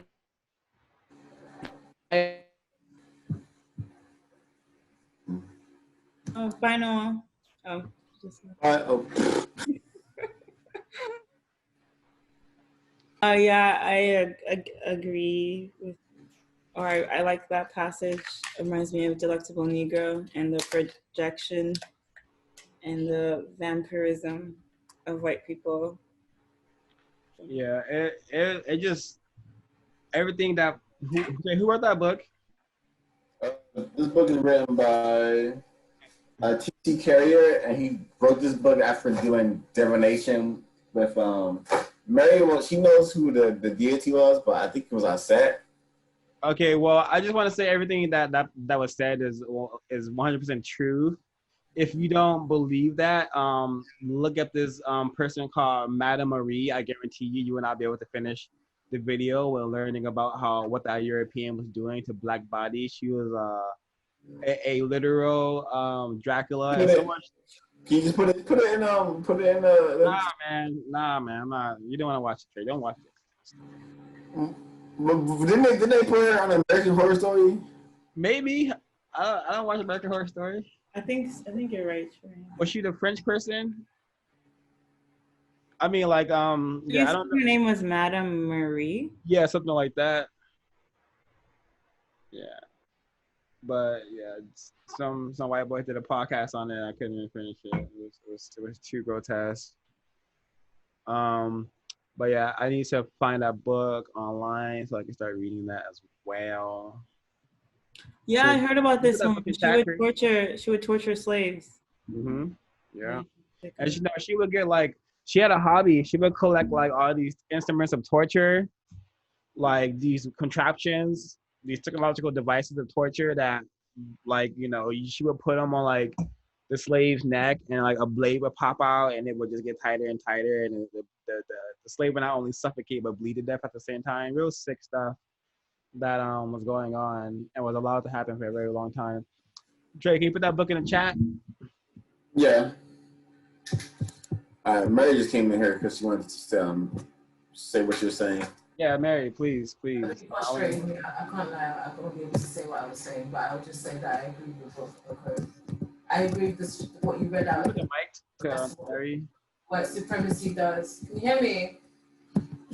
No, you're too far away though.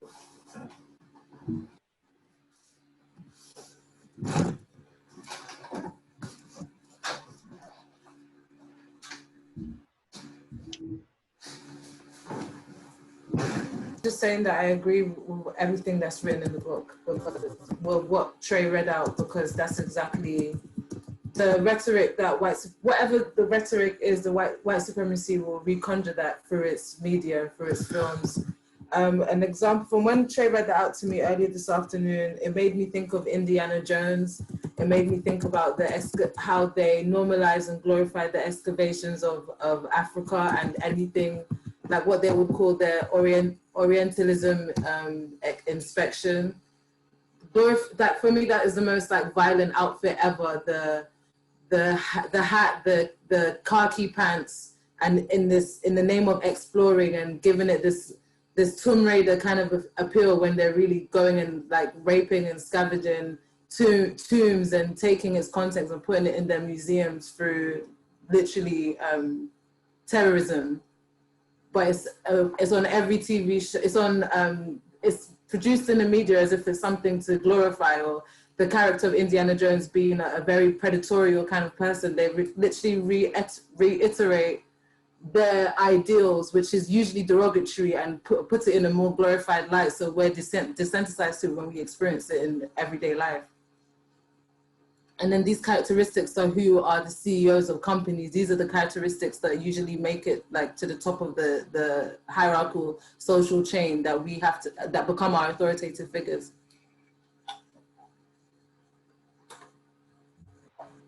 I put in the chat, great point. Yeah. Well, the book looks amazing, Trey. I was reading the description. We should read it in the book. Yeah, I'm down. Yeah, but we have to read a code book. before. Yeah, we definitely need to read the code book. Yeah, like actually really not trying to read that book. Why? The I code book never is said that. Swaz putting words in my mouth. I want to read that book. We need to read the code book. Everybody. It's so simple to the point. Like this chapter was so hard for me. I'm not a scientist, you know, and like I had to reread like reread pages multiple times to understand what she was saying, you know. And like I finished my reading like literally like right before class started, you know. I mean, this class because this is class for me. Actually, you know what? I should have just joined the book club until they go on LFS. And to think we may have possibly lived our whole lives and never read these things. Right? That would have been sus, yo. That would have been Yeah, that would have been big sus. But yeah, I mean, I feel like we talked about the whole chapter. It's mostly about like. Okay, we still have so much to go in this chapter. The chapter is far from over, y'all. I know. I'm talking about the pages that we have. Yeah. 1 through 51. Yeah, I feel like we haven't gone through past 40. We've kind of been around page 30s or so. No, I read some stuff from page 48. Yeah, I'm aware. We covered. Yeah, I liked when she talked about the word master. And that's what I was getting about how we can change our language too. The idea of mastering something, controlling. Mm-hmm. I think that's interesting, especially like wanting to learn or understand a craft, and the idea of like mastery. Even wanting to master this text is kind of. I think that's a problematic. You think that's a problematic want to master the text? I think you should just want to immerse yourself in it.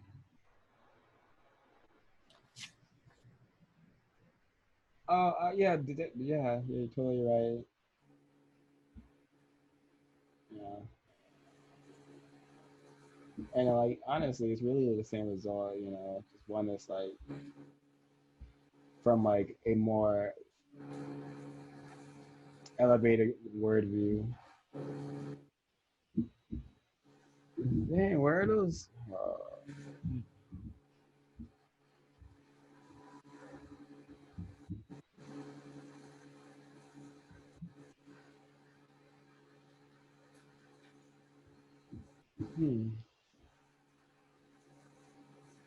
Have you guys ever seen the episode of Black Mirror, San Junipero? I don't know. I couldn't get through it. I couldn't get through that. Like it's exactly like this book, like the white woman and this black woman, making her live in this endless like world. Right, like a loop. Yeah, and the black woman has been married to like a black man for like 50 years or something and has children. And instead of like dying and potentially seeing them in the afterlife, the white woman just convinces her to like exist in this fake, like never ending world of like them having fun lesbian life together. And it's a very fucked up episode that people in the queer community love for some reason. I don't know. Yeah, I know all about it. I haven't finished it though.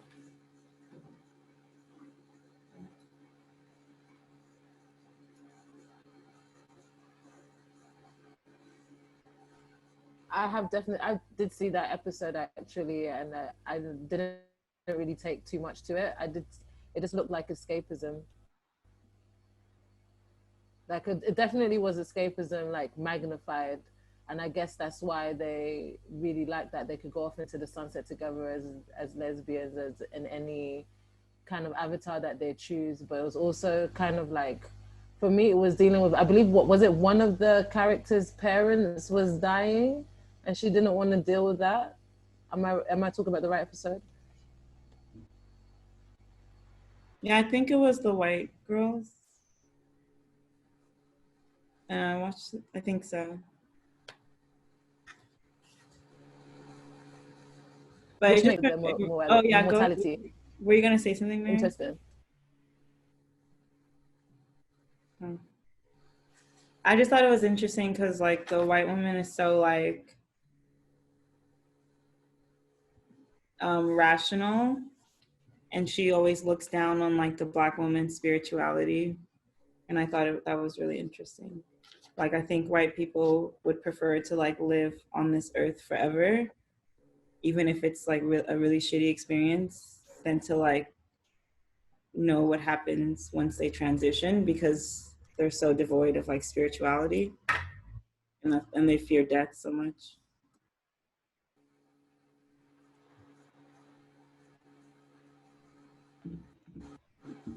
Jeez.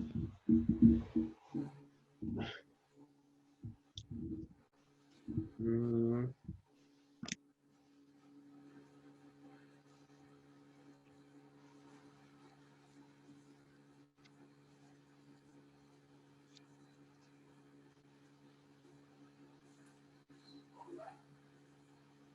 All right, so should we adjourn? Maybe we should comment. Well, maybe I'm gonna share this, and maybe we could comment on it if anyone wants to. The African and Native Americans' worldviews have similar cosmic concepts. Their intellectual traditions and thought systems rest on the assumptions of cosmic interrelationships. These cosmic conceptions form a basis of communal relationships as well as sympathetic relationships with the natural environment. So this could also be something that we try to do more in our day-to-day life. And the code book also talks about this too, just like talking to nature more, appreciating nature more, you know. What page is that? 45. Yeah, I definitely think that's something we should do more. It was said that George Washington Carver used to talk to plants, and he was ridiculed by the community, by I guess the Western community, or like just the people he was interacting with for talking to these plants. But he was saying, don't make fun of me. It's not to say that I am talking to the plants or having a conversation. It's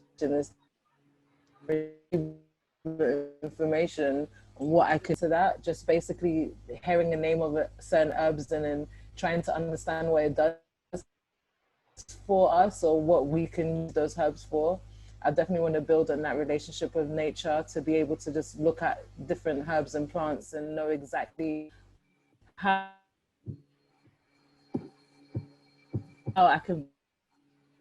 it can benefit me.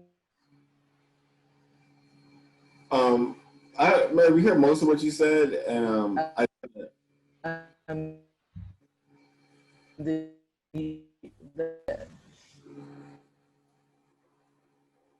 The last bit kind of cut off.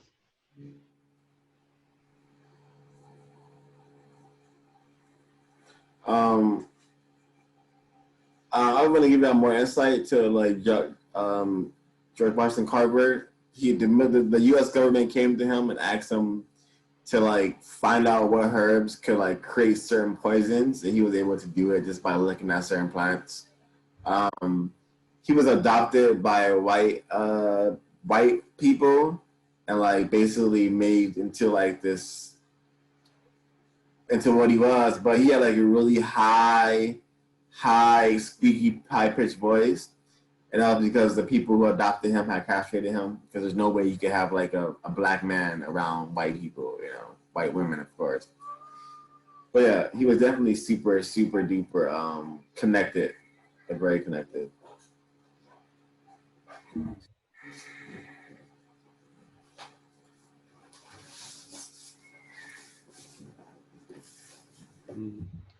Yeah, I think. Does anyone want to make any closing comments before we adjourn?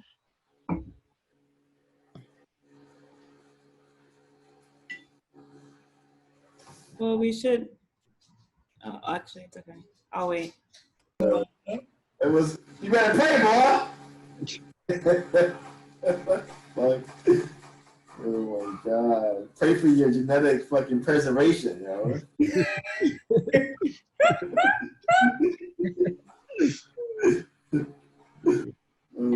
The psychopathic mind, right?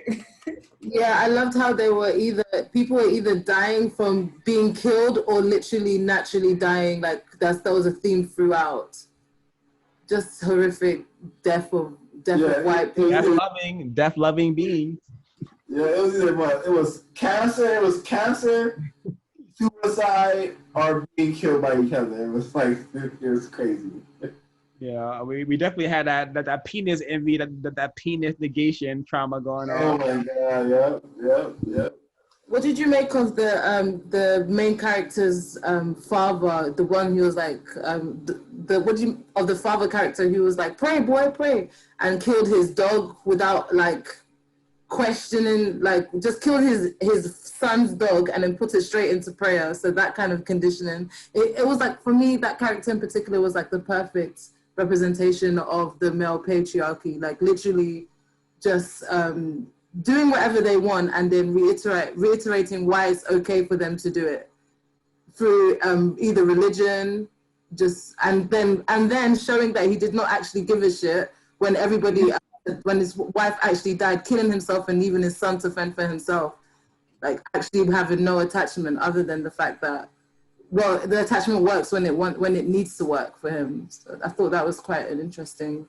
Yeah, like he wasn't even religious until his wife gets cancer, and now he's like forcing his son to be religious when you previously see him in church basically thinking it's a joke, and now you're like being violent to your son for you to fix something. Like the idea that he could control and fix and will God to save his wife, like he was somehow special or something. It was very interesting. Literally, the murdering a dog, like that's like, its life is not important. I can sacrifice. Yeah, it was black dog, like. I told Mary that the dog was a black person to me. Yeah. That shit was crazy. Yeah, there's this movie called It's called the Down, the Great Big Down, basically. The Downbusters, man. The Downbusters, and they have a black dog named Nigger in the fucking show. Oh yeah, I've seen.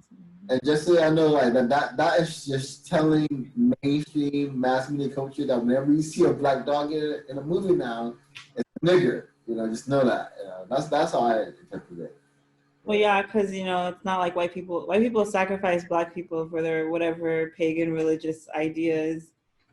And they sacrifice black people literally to make capitalism. But now they can't show that, I guess, because they're refining white supremacy. So they just make it a dog instead. Like, yeah. But I guess a lot of people don't know. Yeah, and all these horror days, these so-called holidays, then we should call them horror days because that's what they represent, the horror of white domination and white supremacy. That's why I'm wearing Black Christmas right now. Oh yeah, and Trey, actually for you too, Ash, October 31st through January 1st is the most deadly time. It's most that's when most blacks die due to white supremacist causation. So we gotta be cautious around this time of the year. What is specifically about it? They just want to go out killing for fun? Well, because it's just the horror days. It has something to do with the horror days. You may have to research these holidays more to understand, to contextualize it. But maybe something is emitted in the air. I agree. I do think like Halloween and Christmas have a lot of like connotations on like, okay, kill black people. Yeah, like people are just so excited. Cost disruption. Yeah, people get so excited to get dressed up like their true self, like their Jasons and like their Freddy Kruegers. Yeah, to go back to like pagan roots, they probably had like sacrificial days out of the year that were around this time, and they just feel it. Did you see the T-shirt design? Oh yeah, I saw it. I didn't know the T-shirt was gonna be about Pizzagate. What do you mean? What do you mean? That was not disclosed to me. How? You never said that. I'm pretty sure I said it's about like save our children. All connected. Yeah, but I didn't know it was gonna say Pizzagate is real on the shirt. I mean, the design is hella cool, but I don't know about the Pizzagate part. I may add to it and put IE like Jeffrey Epstein, so it's more of like factual, Like. Okay, yeah. Pizzagate is real. What's wrong with it? It's real as fuck, yo. So what? How did the person do it? Did they just take my thing and digitally change it? No, I told them everything what to do. It was like the same process I had for you. I went with them. I went through with them. Yeah. That was very cool. It came out amazing. It looks beautiful. Yeah, it's not done yet because the color is wrong and like the pizza is too far out of the upside down triangle. Why did you pick an upside down triangle? Have you seen this one? Because that's what the white man had done to the collective conscious. It returned it upside down, backwards. Yeah. Trey, what'd you say? No, I haven't seen it. I asked for some reason, didn't think it was important enough to show me. No, I just didn't check my phone, and then I saw it like later on today. But I put the pyramid. I put the triangle upside down because I want to take a power from pedophilia. You know, that's why I put it upside down. So people are wearing this on their heart chakra, and they're emitting the energy of. They're taking away energy from this pedophile ring. You know, it's very intentional. You know, they're turning it apart. You know, I like it. I don't know if I believe Pizzagate. Pizzagate is real. I mean, smart. Is Pizzagate real smart? I do believe the large majority of the Pizzagate aspect can be proven to be correct. like Poison K, Jeffrey Epstein. Jeffrey Epstein is like, all the proof I need. I don't care if like he's connected to that whole so-called conspiracy. If he's connected to the conspiracy, then it proves the conspiracy to be correct. Yeah. Why is the FBI database for like decoding child trafficker? They found so many messages from like child sex traffickers where they say, "Okay, I have like $60,000 worth of cheese pizza on the way." They literally call kids pizza, you know. Yeah, I watched the video with Swa. The evidence is very, very strong. I'm talking about the actual like the FBI breakdown. The video was cool and stuff, but the actual like you can look at the FBI database and see what the code words mean. You know, so to me, it's all the evidence you need. And the FBI are like really disgusting people as well. I'm only saying that because there's a lot of like pedophilia going on within the FBI as well. Yeah. Yeah, that's actually, a good. Have you heard about the Pentagon too? The Pentagon too. About the UN peacekeepers? They go to other nations, and they're like, it's a very common thing for them to rape like all the men, women, and children. The men first, for some reason. The UN peacekeepers. It's gotten to the point where like people, when they see them coming, they like will leave and stuff. Yeah, and I've learned about it. Yeah. I've learned like a really good way to fight the system is to like to get other parts of the system fight each other. Like you would be wanting to get the FBI to fight like the other sections of like the society, like the business. Yeah, the sections. Yeah, the economic section. You know, we want to fight each other because we know white supremacy. Like we want to make this thing as unsustainable as possible. So what Brother Capone. Dr. Capone has said is that it's really good to try to get the system to fight each other, and we see that happen with dang, I don't want to say that, but oh yeah, like suing the educational system, like using law and stuff like that, just to dry up resources and whatnot. But he's much more technical. You guys should check out the video. I can't communicate that well right now. Dang, I'm like intellectually tapped out. You know?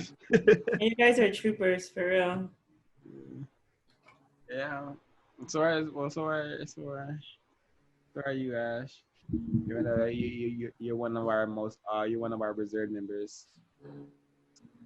We need to all type of we need the people who are like me and Swall. We need people like Ash, like Mary. We need everybody that we have, you know, because.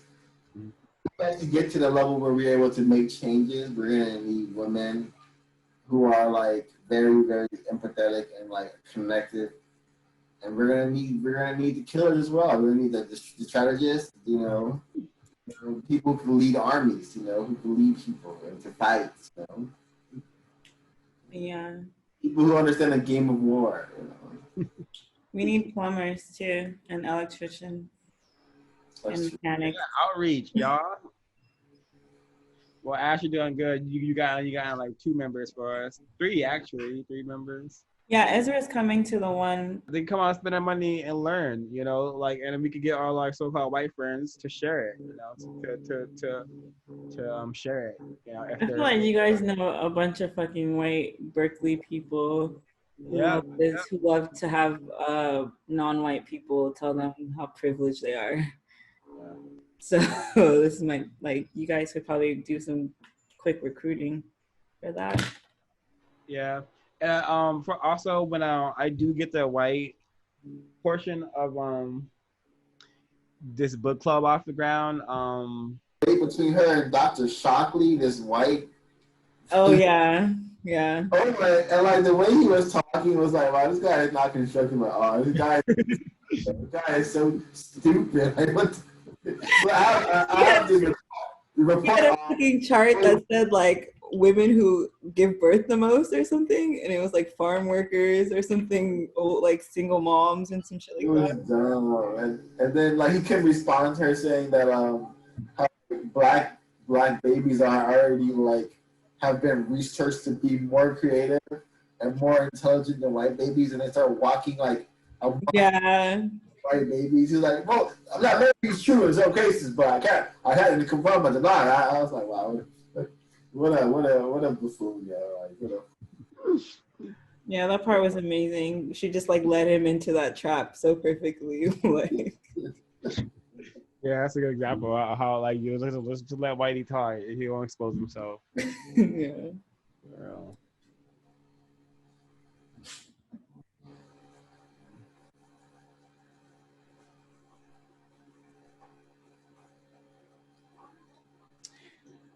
Well, I guess it is time to adjourn. Thanks for the meeting, guys. Yeah, good meeting. It was a great meeting. So what about you? We're trying to go to war. I can't. My shit is still downloading. Oh, but you try to play Among Us. Oh, we can play it. What do you mean try? Why would we try it? All right, let's play it then. All right, peace out. All right.